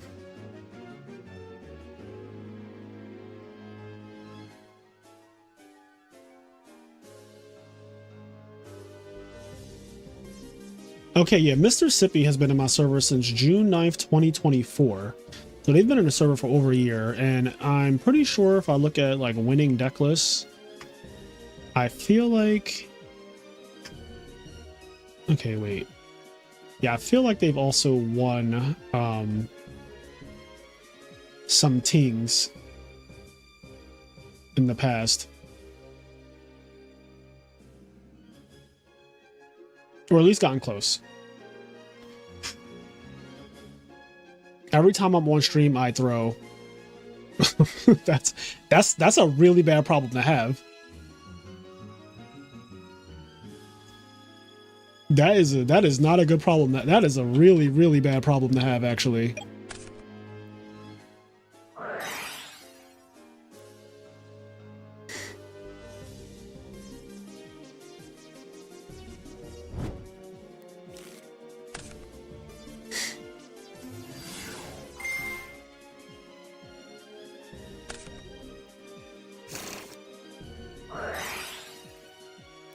What the fuck? Oh, wait. Wait, who's playing? What is this deck? Chat, what the fuck is this?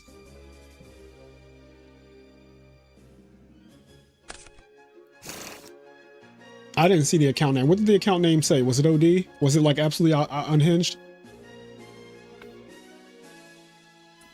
Thoughts on Polymerization Hero.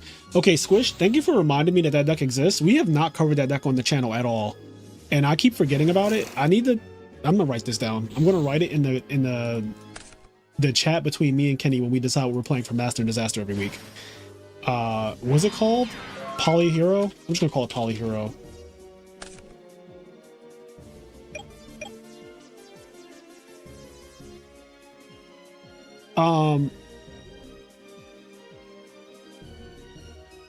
Wait, the account name at the top of the GOAT Games lobby said Edison format is better. That is so fucking trolly, bro. That is so fucking trolly. Do you think they're watching the stream? Do you think whoever did that is watching the stream? Because that is fucking hilarious.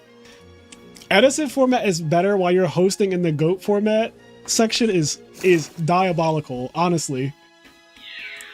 Like they gotta be watching the stream.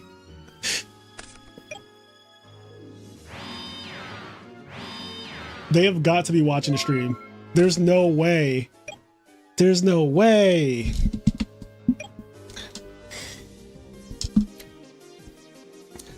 So, no, but okay, back to Bruno. What is this deck? I guess this is Diva Hero, but what, I see a Sirocco, so I'm super confused.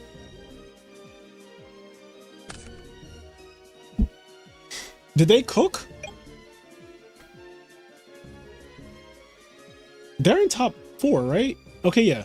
So top 4, Guari was playing GBs. I forget what Sippy's playing, I'm not even gonna lie. I thought the big one was playing Diva Hero. Okay, okay. There's a lot of malicious decks in top 4 today. What is happening? And none of them are frogs, because it sucks. But yeah, there's a lot of malicious decks going on. What's that about?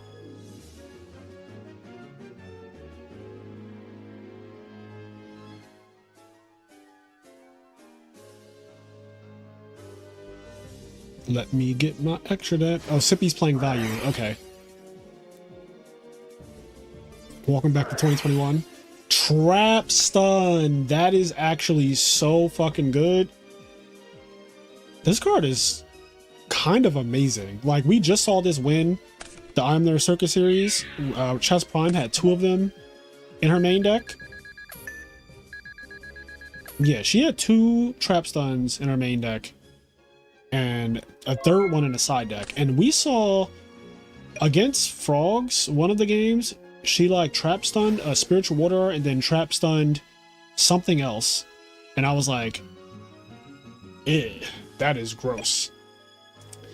Like, we all acknowledge that Heavy Storm is one of the best cards in Edison, right? Definitely a top 10 card in the entire format, right? Like, everyone knows Heavy Storm is a top 10 card in Edison. Trap Stun kind of does what Heavy Storm does a lot of the time, depending on what deck you're playing, especially if you're playing fucking ignorant ass Gigavice or Forks.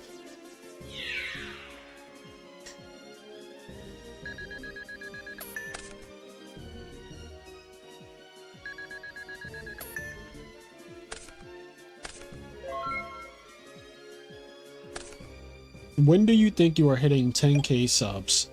Whenever a person subscribes after we hit 9,999.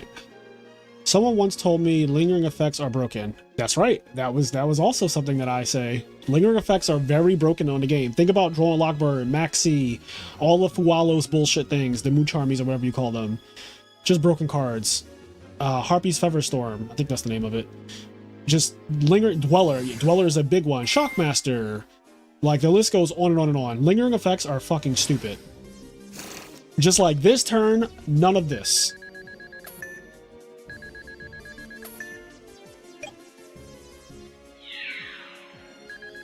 I stole the Morphing Jar GB list and went like 10-0 on ladder randomly, but had double Wabaku over third Chariot and Solemn. Deck was super fun. Morphing Jar was MVP. Yeah, Morphing Jar honestly was cooking.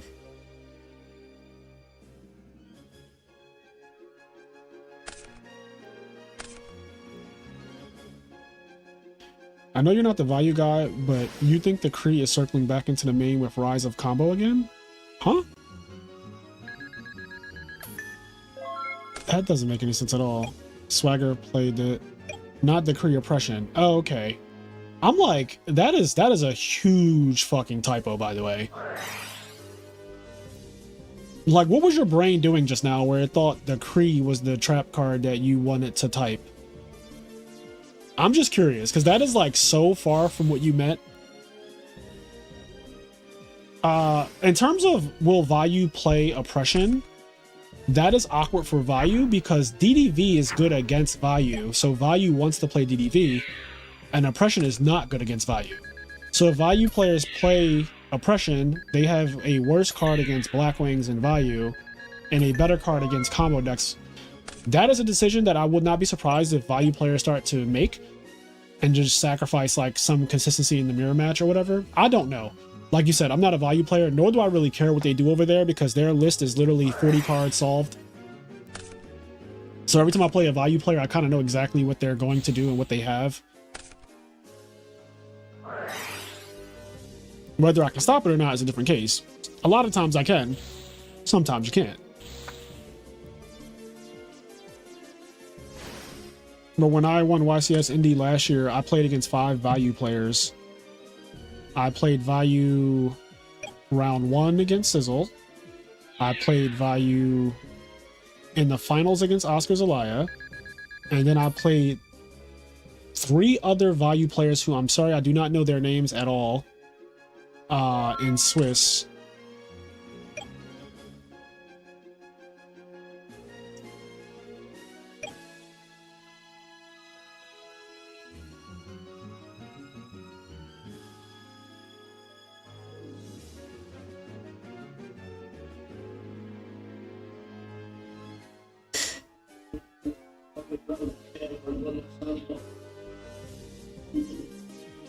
If you main oppression, then you probably can't play sorcerer. I don't think maining an oppression is that bad. Like, especially if you main oppression and people are still playing the chaos sorcerer version of the deck. So then, like, you have more things to hit against them. Like, you can hit their dark arm, you can hit their plague spreader zombie, you can hit their sorcerer, you can hit their flipped hamsters because hamster has to activate even if you don't do it. Like, you have to still activate hamster, so it always can be oppression if it gets flipped.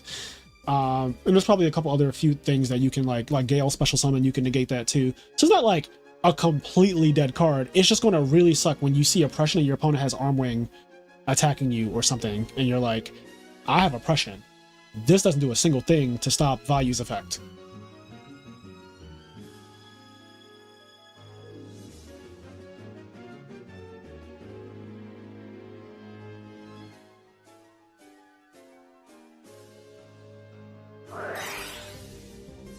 I was sitting next to you when that Vayu player at Indy flipped Raiko to 3 darks, Dark Arm Dyna against you. Think you had Gores.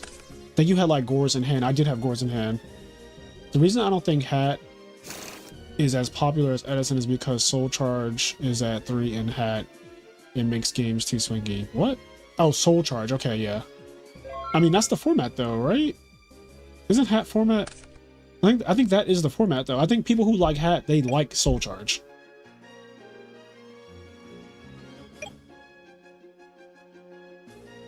And yes, it does make games, I guess, swingy, but if everyone has access to 3 of it,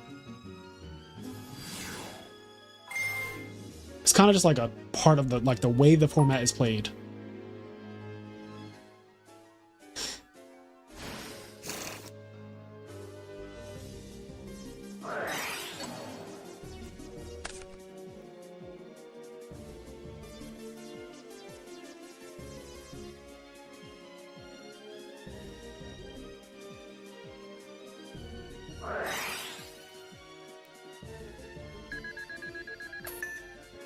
Bro, subbing to this channel and just watching in general is like Duelist Academy, not trying to glaze, but I appreciate your brilliance. Thank you, Indiana.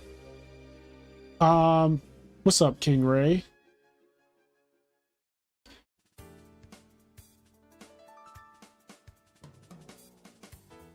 The Absolute Zero versus Absolute Zero is always extremely awkward because it's basically like we're both going to lose our field, or somebody's going to take the other person's Absolute Zero and then kill them with it. That's usually how these types of things go down.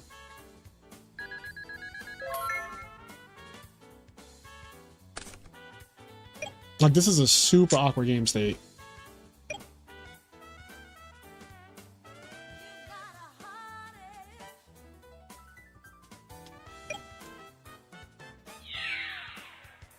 All right, so because he's getting a 0 next turn from Future Fusion, I assume, he said, I'm going to get rid of all of this shit now, and then I'll get another 0 on the back end. That beanie is prime nerd, homie. Thank you, Billy.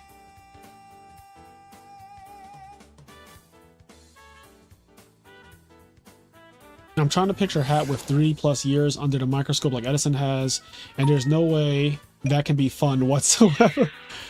So, like, you have to remember, there are different strokes for different folks. Like, I like pork. There are a lot of people who don't like pork, and they don't really necessarily have a reason for it. It doesn't necessarily have to be like any particular reason. They're just like, I just don't like it. But I prefer pork is one of the meats that I really enjoy. And I don't know why. Like, I was just born liking pork. Like, I had it and I was like, oh, I like this. I prefer having pork now. Some people actually prefer hat format.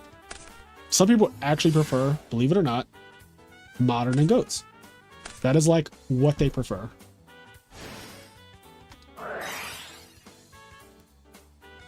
Because humans are all different. Just as much as we are the same, we are also very different.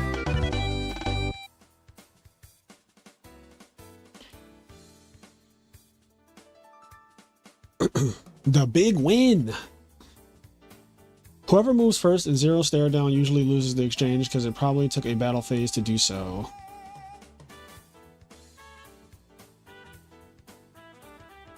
That's like when people were comparing Edison to Tengu, saying it has like 20 viable decks. Now we're back to Agent Tengu format. Listen, I was one of the first people to tell y'all were being lied to. Like, I'm sorry, but Tengu does not have 35 viable decks. I'm sorry. It just does not. That is one of the biggest coping things I ever... Cope. It does not have that many viable decks. I am so sorry to be informative and tell you the truth, but my channel, we speak the truth on this channel. And I know that other channels get tight when I do that because they feel like it's a personal attack on them and not just a critique of the format. But like, if I'm being so honest with you guys, all 8,600 possible people who will see me talking about this, like, Tengu does not have 30 viable decks.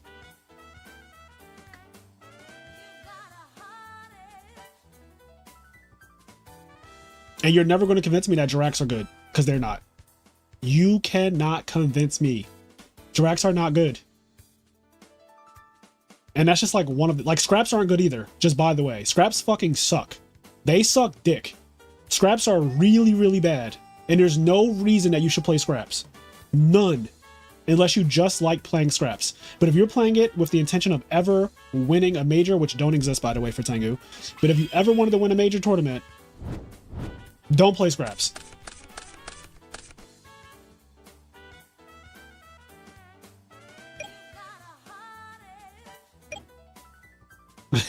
Remember the guy that made the play anything video and got jumped by the whole community? He did not make a... I was about to say, he did not make a play anything video. He made a don't play Edison video. And that shit just backfired so bad. Whatever happened to him? I haven't seen him in a while.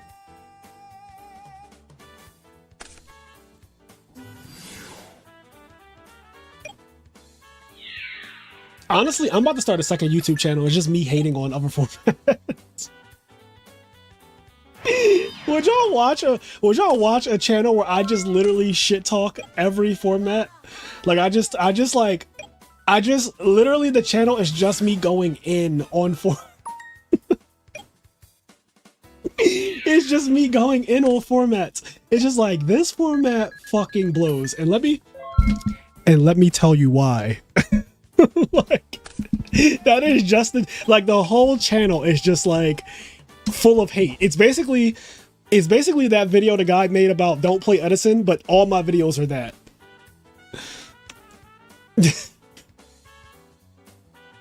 Pina said yes. Like, yes.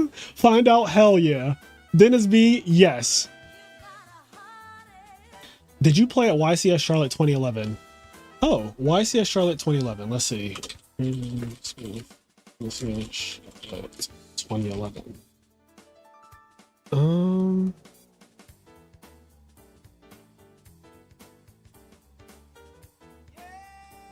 No, look. I got 9th at YCS Charlotte. Also, the fact that Format Library just has this information is so wild to me. Like, randomly, Format Library just has, like, I'm assuming most of my tops are in here somewhere. Oh, look at this. Oh my god. Wow, somebody really went back and added, like, a lot of shit to Format Library, which is really cool. But yes, I was at YCS Charlotte 2011 and I got 9th place with Dragoonity because this was the first event that it came out and Konami gave me a feature for that. But back on topic, a channel where I just hate. It's just me hating.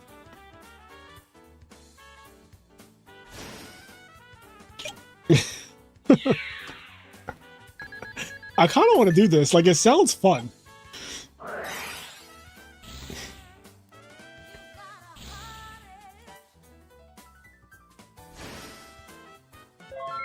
Clip this and short it as an intro. I love most retro Yu-Gi-Oh, to be honest. Yeah, see, Marcus is like the good version of me. Marcus is a good soul. I am not. Marcus is like a really good, like, he's a nice person and wants to help everybody out and wants everyone to do well and is willing to, like, sacrifice himself for the greater good of other people and all that shit. Not me. I just want to hate. I want to be Dr. Doom levels of petty.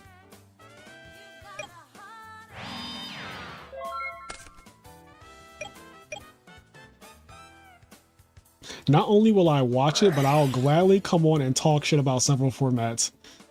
That Edison hater hasn't posted in 4 months. That's the name of my channel. No, that's I guess that's too specific. That Edison hater. That Edison hater is that Edison hater is such a funny name for a channel though. Yo, he should rebrand. Yo, okay, I got it. The Tengu guy who made that I Hate Edison video should just rebrand his entire channel to That Edison Hater, and all his videos should just be shitting on us. Like, that should be his entire thing. That should be his entire thing. He should just rebrand. Wasn't that his most popular video, by the way? Like, I'm not even trying to be funny now. Like, wasn't that actually his most popular video? Like the him hating on Edison video? I feel like he might have found his niche. He might have found his calling. He was good at hating. And you know who else is good at hating? Me. I'm good at being hateful. And low key, I think some of y'all know that and y'all like it too. I think some of y'all know that and y'all like it too.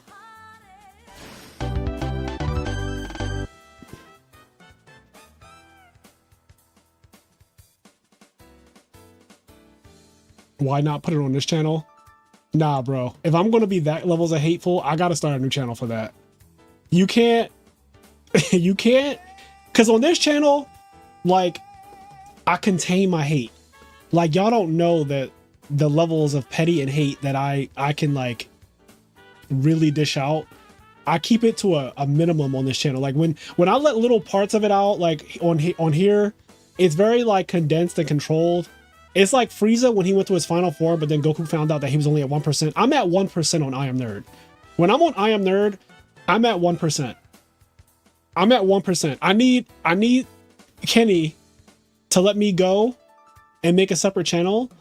Like Goku let Frieza go and power up to 100, and I just fucking full on hate.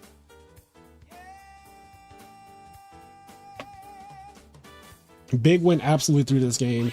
Historical fumble game. Bro put the word Edison in the title and it popped off. I like how you are not coping when it comes to tier lists. Yeah, I just try to tell it exactly how it is.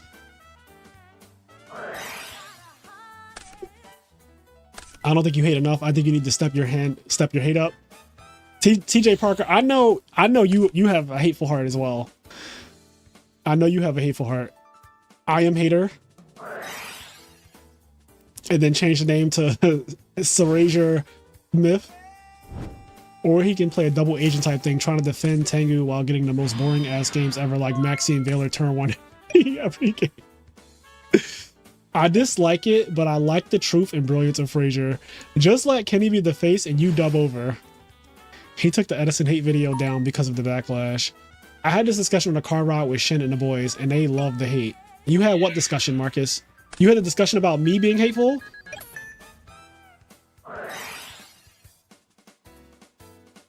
Eric knows. Eric and everyone in the house Discord server, like my internal group of friends, they all know how hateful I am.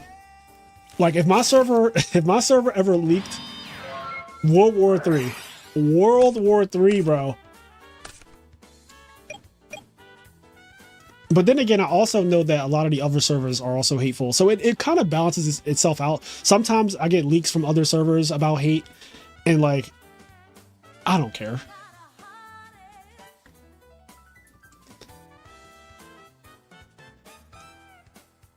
I like setting an alarm 1 year later. Frazier has a level of petty I didn't know existed. Exactly. I set an alarm to shit on Kenny a year later. That's how, like, that is the level of petty that I go to. Your name is kind of the same as Frieza already. It's like the saying hate. You know what's funny? There are people from the locals that I grew up around that would actually call me Frieza or like Frizzy. Frieza, Frizzy, like all little, like basically names based on Frieza the character. One, because it's kind of presumed that Frieza's gay, but Frieza's also very powerful, you know. Frieza's the shit. So, oh no, is this Colossal Armory Arm? Oh, there's no malicious. Oh, good heavens. Oh, good heavens, I thought he died. Okay, it's just Goyo, take your Stratos and not search my Stratos?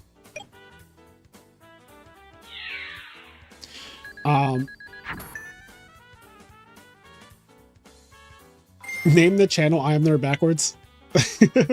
I Am Hate Podcast. I was born in a hate, molded by it. I don't know why but they love when you call out people who are just wrong on something. Yes, because a lot of people in the community are like, they'll talk shit about you behind your back, but they will never like say it in a public forum or like to you. But that's not me. I will at you and I will say it to you because that's the kind of person that I am. Hate is fun. Sometimes you just gotta be a little hateful, you know? I'm gonna make a separate channel. I want you guys to follow it too when I make it. I might make it tonight. I'm not gonna make it tonight, but I'm gonna make it eventually. Maybe I won't make it tonight. I really want to do this.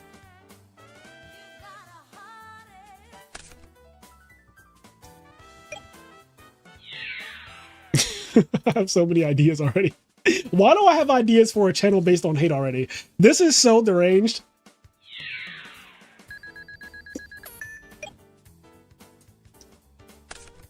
It's weird though, because you are also insanely kind. Marcus, you cannot tell people that, okay? Not everybody knows the real me.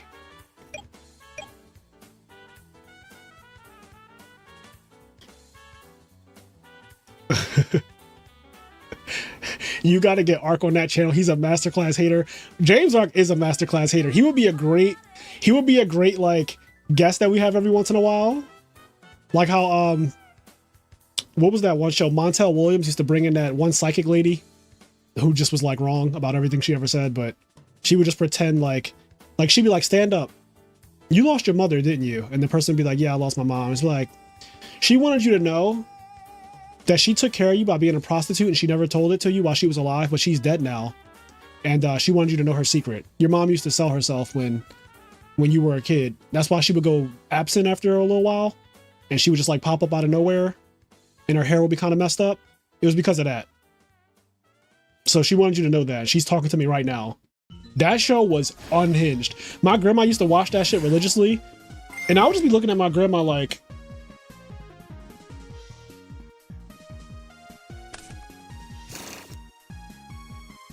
did you not hear what that psychic just told that lady? She told her that her mom was a prostitute. That is fucking deranged.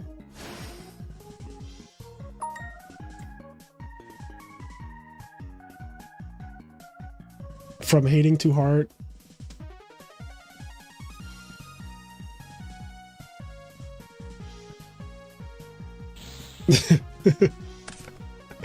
The hopeless one said I'll sub.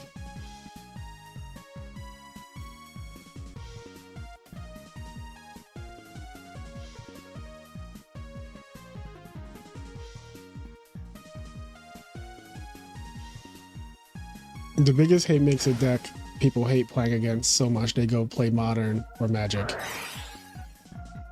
Gotta have a Bluff Not guest appearance.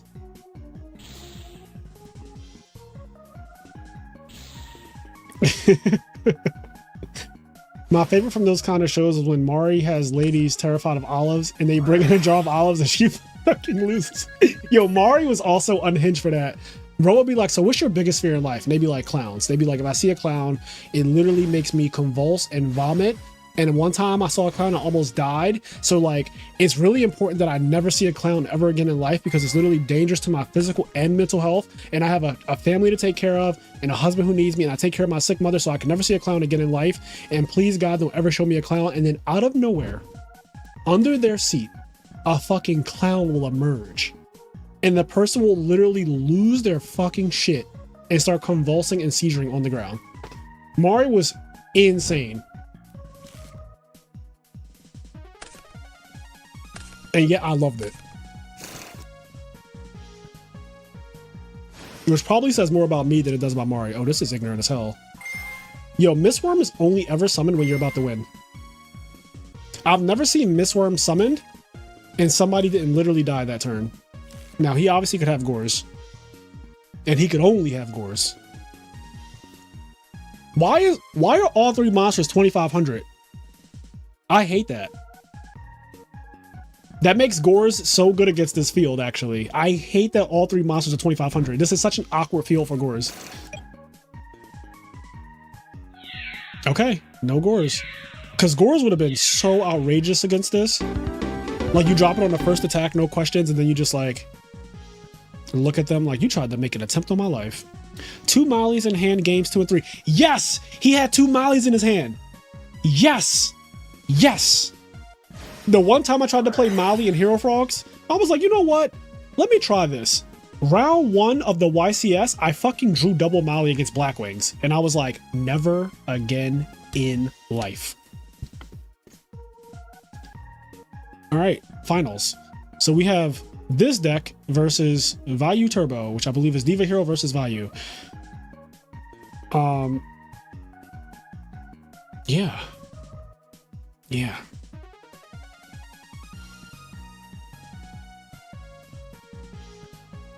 I think Molly is good in Diva Hero for obvious reasons. I think it is unnecessary in Hero Frogs. Obviously, you can see success with it. We know at least one person has, but like the vast majority of people who have done well with Hero Frogs just play the 5 hero package that do not include Malicious. Unless its name has Edge in it.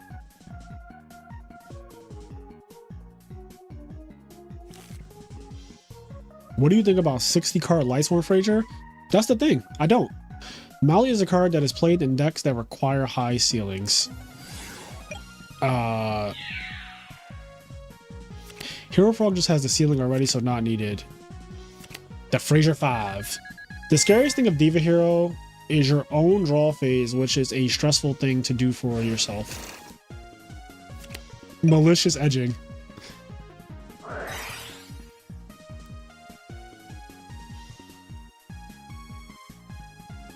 Are we about to see a hamster like Okai's? Because If we are, this game is already over. By the way, when decks like this that are a bit underpowered compared to Vayu attacking a hamster, I'm of the belief that it's game. I'm of the belief that the big win literally just lost the game by attacking into this hamster. Like, I think he's absolutely going to lose now. That is my belief. We will see how this duel plays out, but I will be extremely surprised if they don't lose from just this one interaction right here. By the way, shit mills.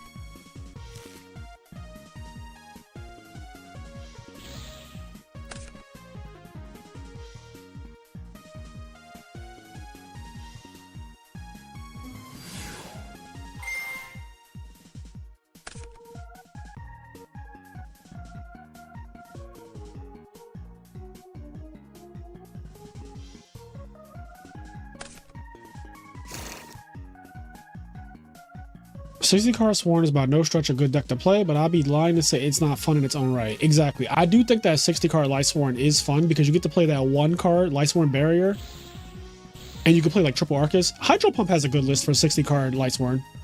Hydro, send that 60 card Light Sworn list. I need that. I need to play that for Master Disaster. Or maybe we could do a Teach Me How to Cook video with that. Let's just do that. Let's just do a Teach Me How to Cook, Hydro, when you play your 60 card Light Sworn deck. Hydro actually has a pretty decent list for that. What did he search with Sangan? I didn't see.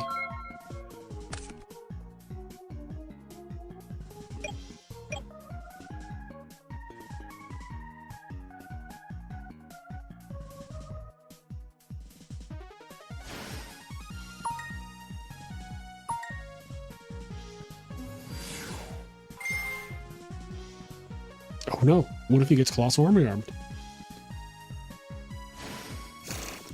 Oh, this is just Black Rose. Or Brain Control? Kinda need Brain Control here. I guess Miracle Fusion is also fine.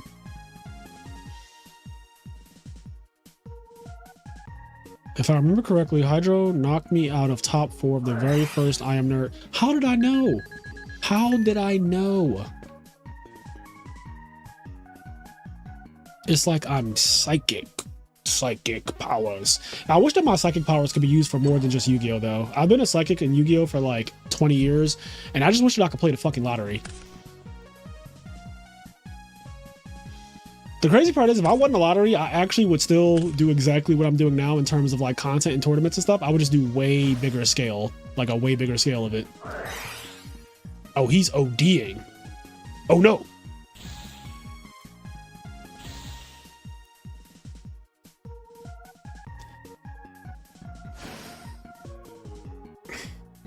$1 million IMNerd tournament. That's some Mr. B shit. 100K IMNerd tournament would be insane though. LOL, just mill.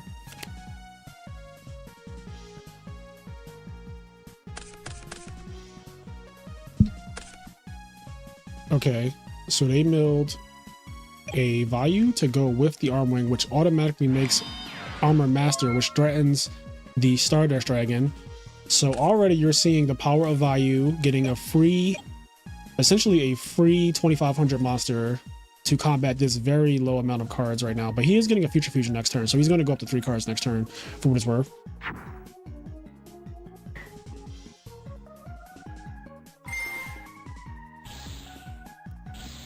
How many people were in this tournament again? Was it 25? 25.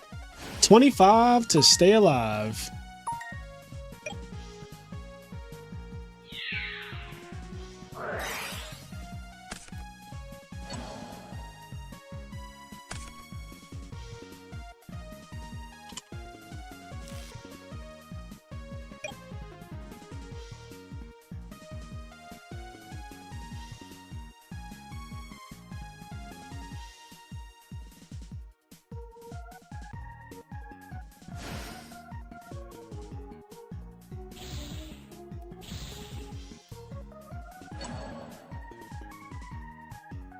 You remember being 25? Why would you do that to yourself? Oh, Chaos Whisper came down.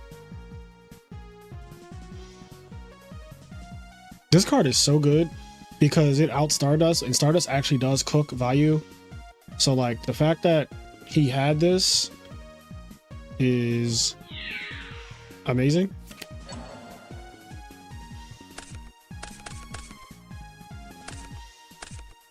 Oh, all 3 values are gone and return is gone, but burial is not. There are so many fucking bombs in Vayu Turbo. You cannot account for everything. You cannot account for the sky literally falling. Dark Arm is gone, Gorge is gone, return is gone. But then there's still burial. There's still brain control. Maybe some number of Caius if he's playing it. Although I know some people are like weird about Caius right now.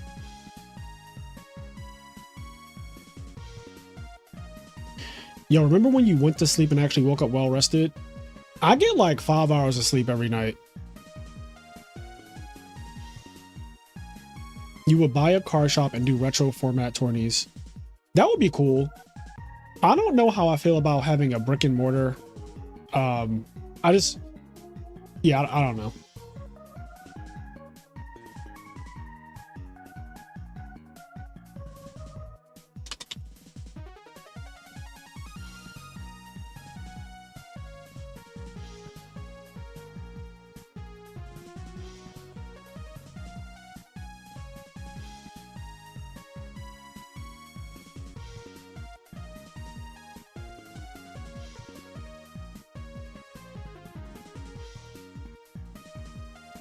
I can sleep for 10. My back will still hurt when I wake up. I need like 2 days of resting to go back to normal. Oh God, if I sleep for 10 hours, I'm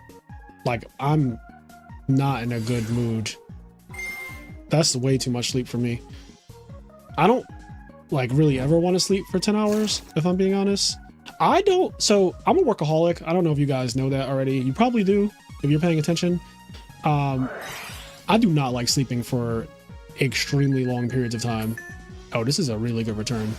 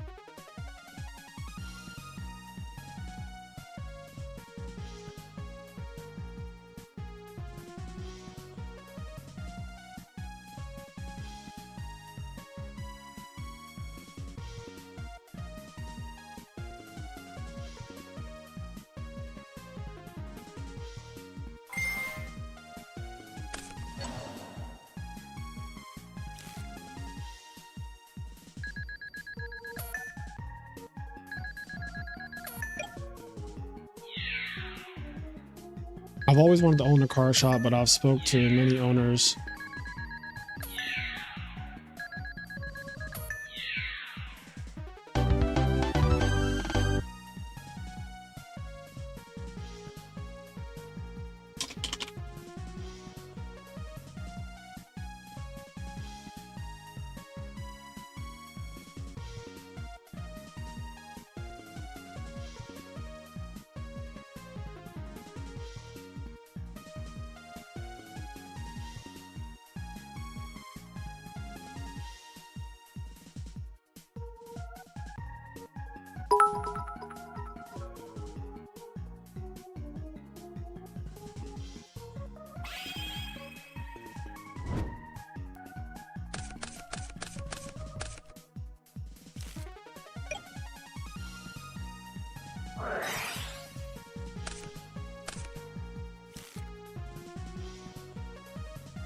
Okay.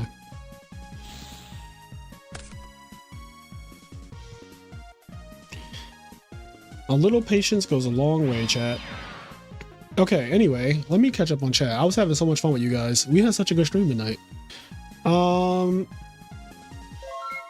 Okay, I gotta reread Nova's message. I've always wanted to own a car shop, but I've spoke to many owners and every single one said don't. The margins are razor thin and one bad quarter could mean bankruptcy. See, I do not like that. But if you're rich, and in my scenario, I won the lottery, so I'm rich. your margins aren't that important. Like, sure, you still want your business to be like profitable, so that way you're not just bleeding fucking money. But yeah, I mean, I would love to like, in theory, I would love to have a car store, but I would absolutely have a manager running it. I would be the guy, the cool guy that's like the CEO, you know, I show up, I watch some Yu-Gi-Oh, I make funny comments, I make everyone laugh in the room. I do the thing that I do now. Like I'm just like a person that just floats around, you know, the room. Don't ask me anything about, can I help you with this? No, we have a store manager for that. This is Bud. He's the store manager. He's gonna answer any and all questions you have. Also, the big win ended up winning that game where he attacked into the face down hamster, proving me wrong. So very good on him for defying fate. But yeah, I would have a store. I would have a store manager, and I would just be there to chill and hang out with my friends and stream Yu-Gi-Oh every day.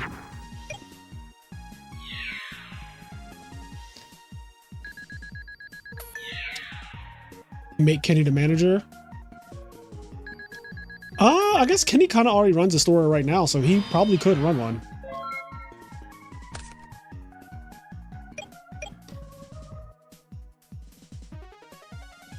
X would be in there running it. X would definitely be our buyer and seller.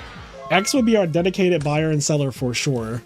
Like that is not a question. He would be the dedicated buyer and seller.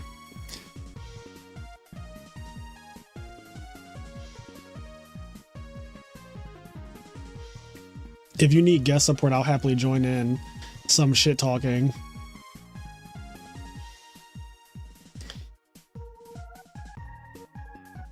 Make Kenny the manager and put a gym in the basement so he can say his gym speech every day. I'm working on financial freedom so I can do more. So am I.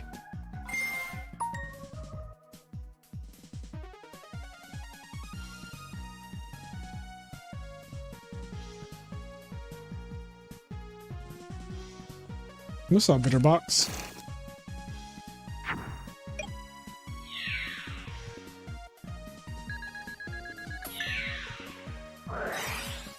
No, not the gauze. You activated my trap card.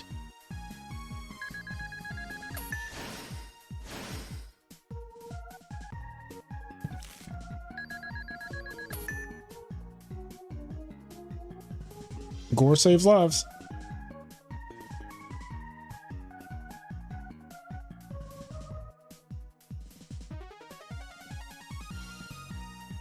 I just want to be rich as shit and do whatever the fuck I want.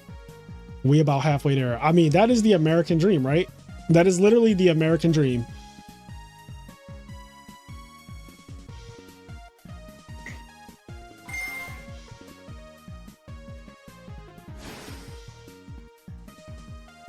All right, this music has played long enough. I need something a little different.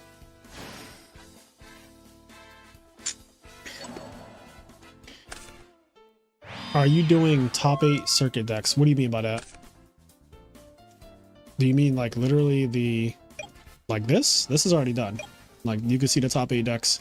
You can see the breakdown of everything. You can see the top cards. Caius was the most played. Dimensional Prism was the second most played. Then Bottomless, then Heavy, then Mirror Force. It's kind of crazy that Heavy Storm and Mirror Force are this high because they're one-ofs and they're being compared to cards like Deep Prison and Bottomless, and Caius, which you can run literally like 2 or 3 of. Brain Control, Gores, Raiko, MST, Dushido, Crow, Cyber Dragon, Fossil Dyna. Fossil Dyna is the 4th most popular side deck card. Sorry about that, chat. Well, looks like his turn is getting skipped anyway. He got pulling the rug. Yes, I'm still a full-time accountant. I used to work paycheck to paycheck, but after years of hard work, I now live direct deposit to direct deposit. Look at that. An upgrade is an upgrade. A win is a win. Squish, what the fuck are you talking about? Like, actually. Don't piss me off. Flamers, I have no idea. I don't know what's worth to you. Worth is subjective. What's worth to you is not the same as what's worth to me. We have different financial statuses, so I cannot answer that question for you if it's worth it for you to go to YCS Anaheim and Pittsburgh. I have no idea. I'm currently paying some debts. I'll be free again in about 7 months if everything goes well. Enraged. Is it too late to enter? Sir, this is literally Wendy's. We're in the finals. Oh no, now I'm making Dark End with the wrong cards. All right, unfortunately, if a game state is how long ago did this Dark End get made? I'm pretty sure this is accepted game state, and you guys get a warning. Because this Dark End has to have been on the This Dark End has to have been on the field for a little minute now. This is super accepted game state. And you both get a warning.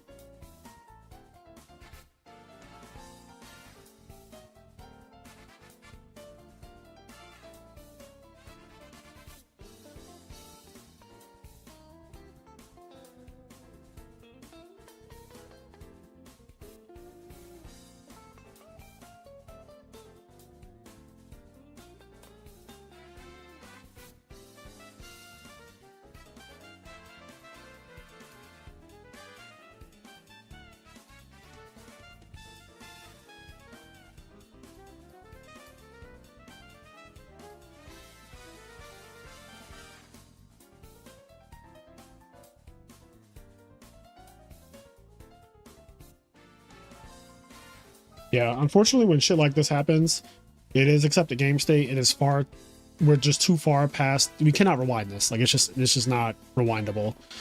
Cards have been drawn, information has been had. It's just too far gone. They both get a warning. If somebody else does something else egregious, we just lose. Anyway, I'm surprised no one in the chat caught it. Because usually the chat is like on that shit. Like at least one person in the chat is usually watching, but today the chat is absolutely not watching.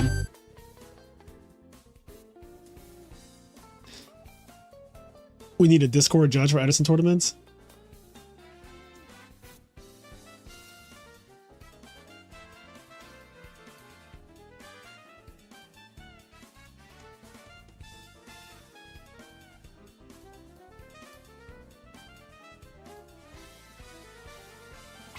Quit buying packs and dump stuff. We need it. Okay, not wish they said something that's on the players, not noticed.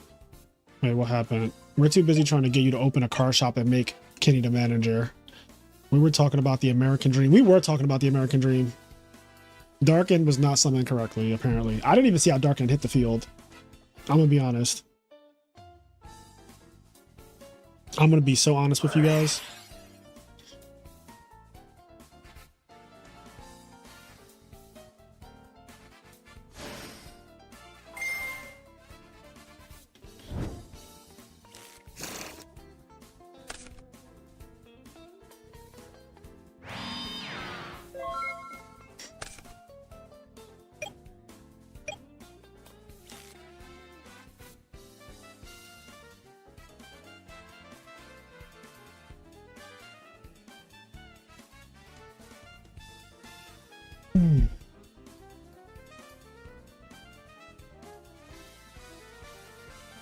Oh, we were looking at top 8 decks when it happened.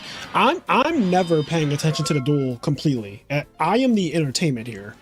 I don't think that you guys come to this channel literally just to watch me like speak on a Yu-Gi-Oh duel. Like, sure, I do that a little bit, but that is not the primary reason why anyone will watch a streamer. Because honestly, anyone can commentate on a Yu-Gi-Oh duel and probably bore you to death, right? I'd rather talk to you guys and just vibe, you know? Just vibe. But yeah, somebody asked about the top 8 decks, but the top 8 decks are here. It's 2 Gigavice, 2 Hero Frogs, 2 Vayu, and 2 GBs. From my first IMNerd Circuit Series 1K tournament. We had 80 players. It was basically $10 entry.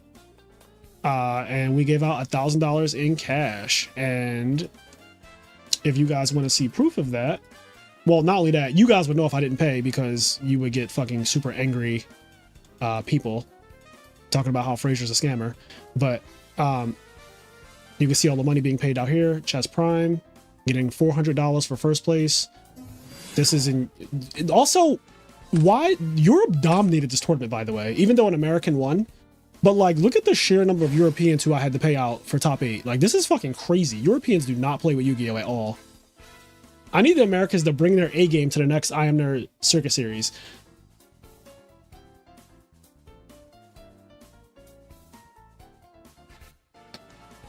What client do you use for Dueling Book? I use Google Chrome. Yes, Konami is still doing time travel garbage. Put some respect on the Italians. I don't think that they were all Italian. They were Europeans. Like Spore is not Italian.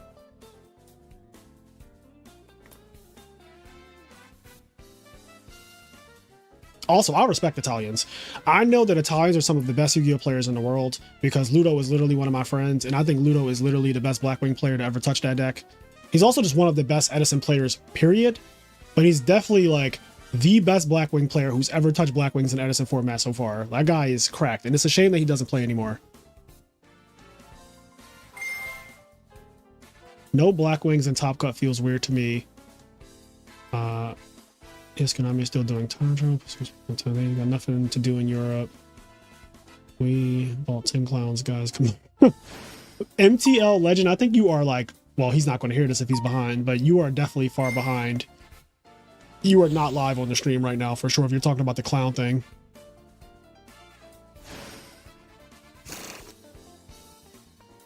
Chess definitely did earn that win, for sure. Yeah, Ludo quit. As far as I don't know the last time he's played, but he has not been entering tournaments. Yeah, Sport is German.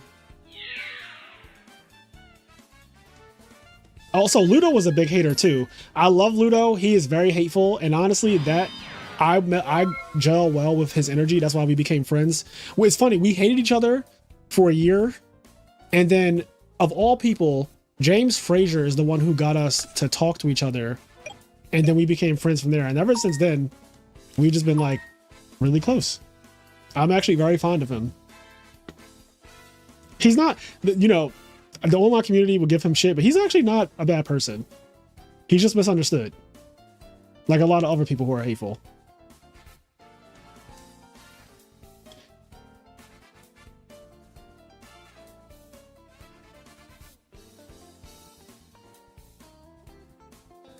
Two hateful peas in a pod.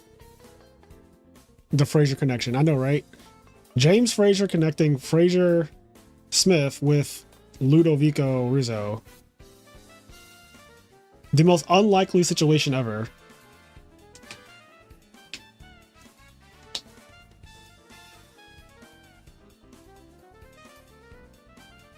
Yeah, Ludo won GOAT Worlds and then told them all that their format sucks. And when I say I love him for that, because that is like the ultimate mic drop. I just won your world tournament, your biggest fucking tournament of the entire year. I don't even really play this shit. And I'm going to let y'all know now, your format sucks. Drops mic.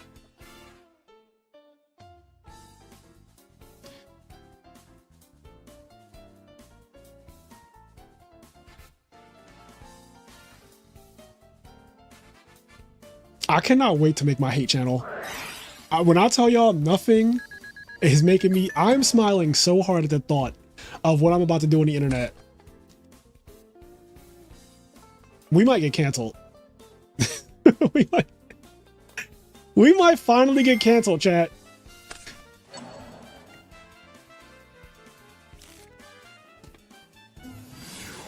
Oh, he's about to get fucking Dougie'd on. Who's this?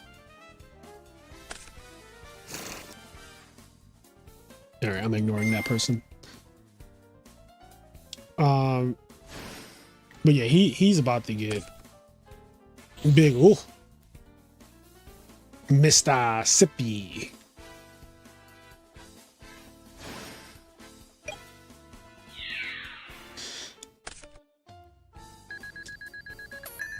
Isn't Pro Winston a cop now? From what I understand, yes. Pro Winston is a police officer now.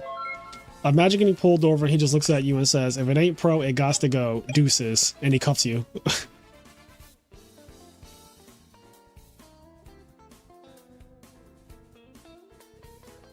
Petition to make Fraser's first I'm Hater video tonight.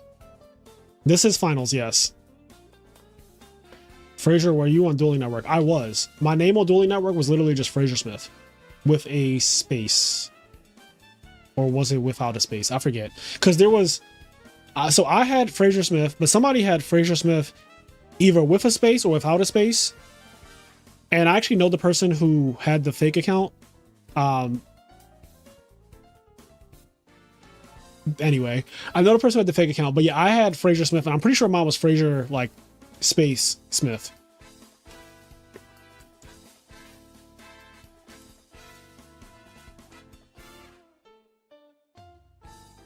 I remember all the Yu-Gi-Oh! OGs. I do remember Jason Holloway. I mean, I was literally on a team with Billy, so obviously I remember Billy. There's also like infamous duels between me and Billy, so there's that. Chris Bowling, I also know. I also hung out with Chris Bowling. I was also on a team with Chris Bowling. Kaz, I do not know. I do not know Kaz.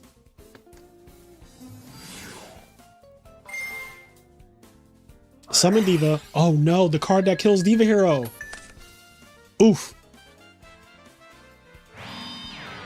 That might be GG's. One card to end them all. One card to bind them. One card to pay 800, and one card to find them.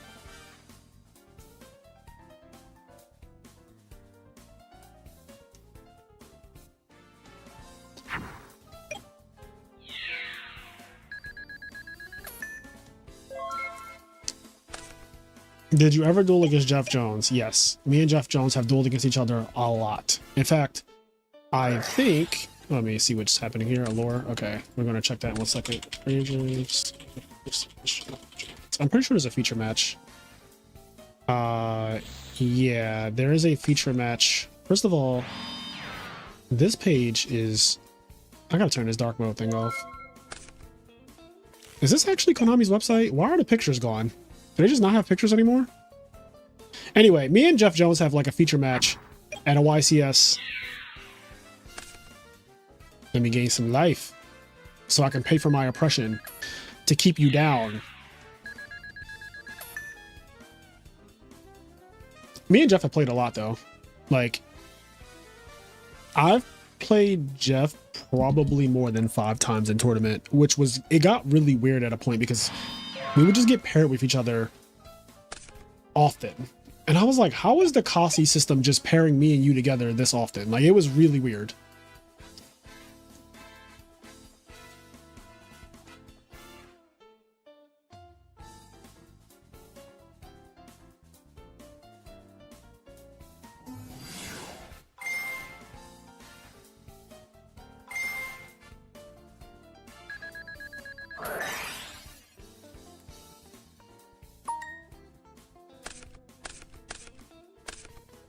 Okay. He is double Vayu engraved, bro. That is so disgusting. Like, it's just a ticking time bomb. Okay, now it's a super ticking time bomb because whenever he draws any dark monster, it's just on and popping. When did you quit Yu-Gi-Oh? When it no longer served me. I quit and I gave Yu-Gi-Oh back. Oh, there's a dark monster. What do you know? Well, what do you know?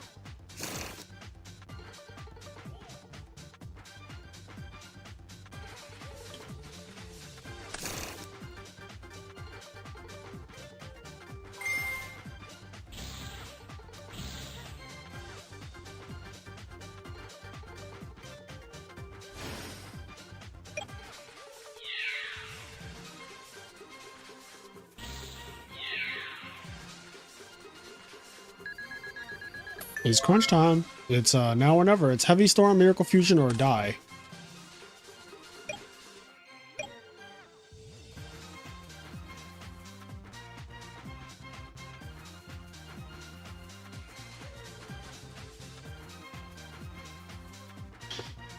Why does no one play on Dueling Nexus? Is Dueling Nexus automated?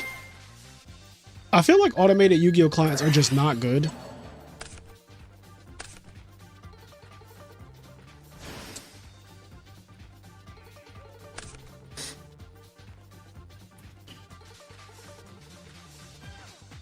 Every deck can win if played well, damage step. That is right.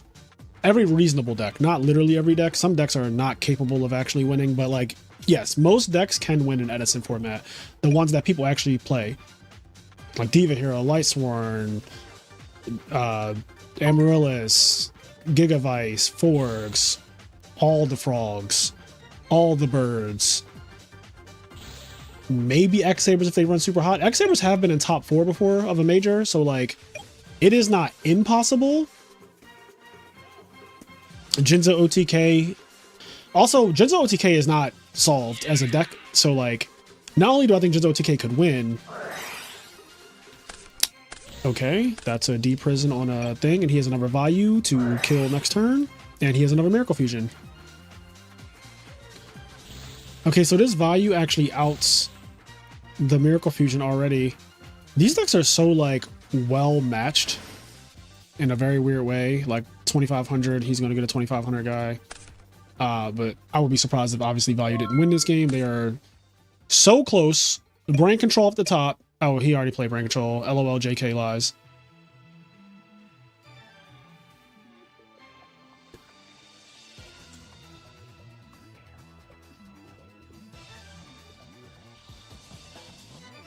What's your least favorite Time Wizard format at the moment? Isn't the only Time Wizard format Edison? I'm confused. It's not Jinzover. I'll play on Dueling Nexus. It's okay. They just have single Edison duels. No best of 3 matches are ranked. Okay, well, that answers that question right there, why nobody plays it, because I do not want to play best of ones. Who the fuck wants to play best of one? Sounds so bad, especially for Edison, where people can just like load up Dragon Turbo or Gigavice or Forgs and be like, LOL, I got you, I'm leaving.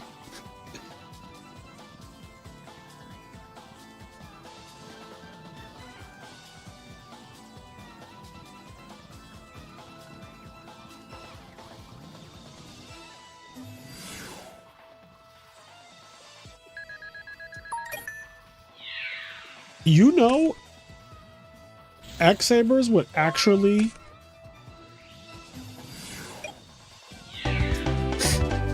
Sometimes hamster gets the job done. You know, X-Sabers would actually be really, really good if they got any of their cards. They don't... It could be Dark Soul, Bogger Knight, or Poshul. If they got any of their cards, they would be broken in Edison. They can get any of the 3.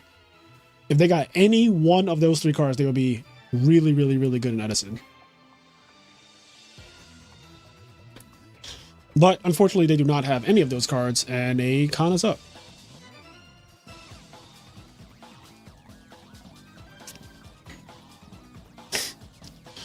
All right, Mr. Sippy wins. Hooray!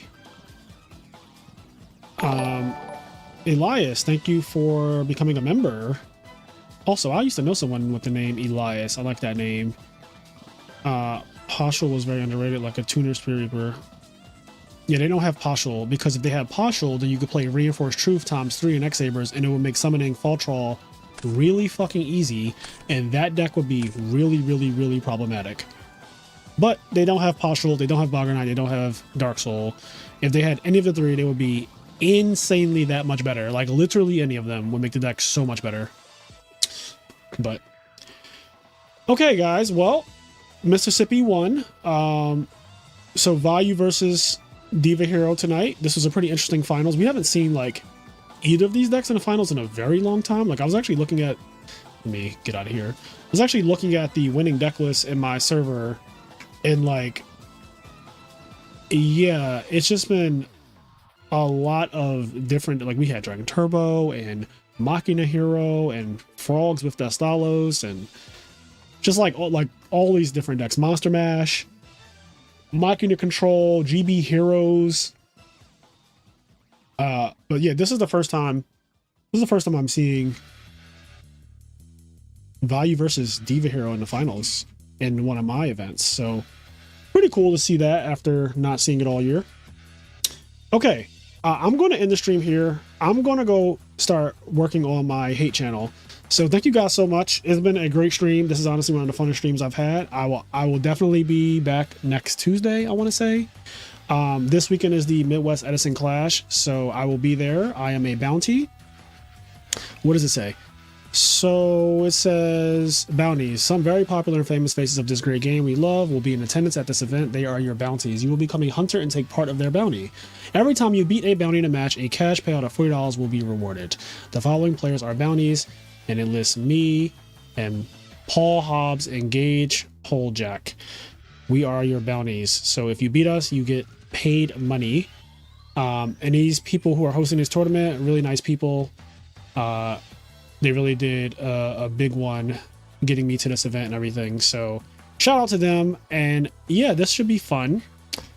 But yeah, check this out. Check this out, guys. This will be streamed this weekend. I believe it's being streamed on Sizzle's channel. I'm not 100% sure, but I'm pretty sure. So yeah, check this out. There will be a stream. I'll be here. This is the first tournament I'll be competing in 4 months. First in real life event I have been to since YCS Houston in April. I have not played in real life Yu-Gi-Oh in a very long time. But okay, I bid you adieu. Guys, have a good night. Peace.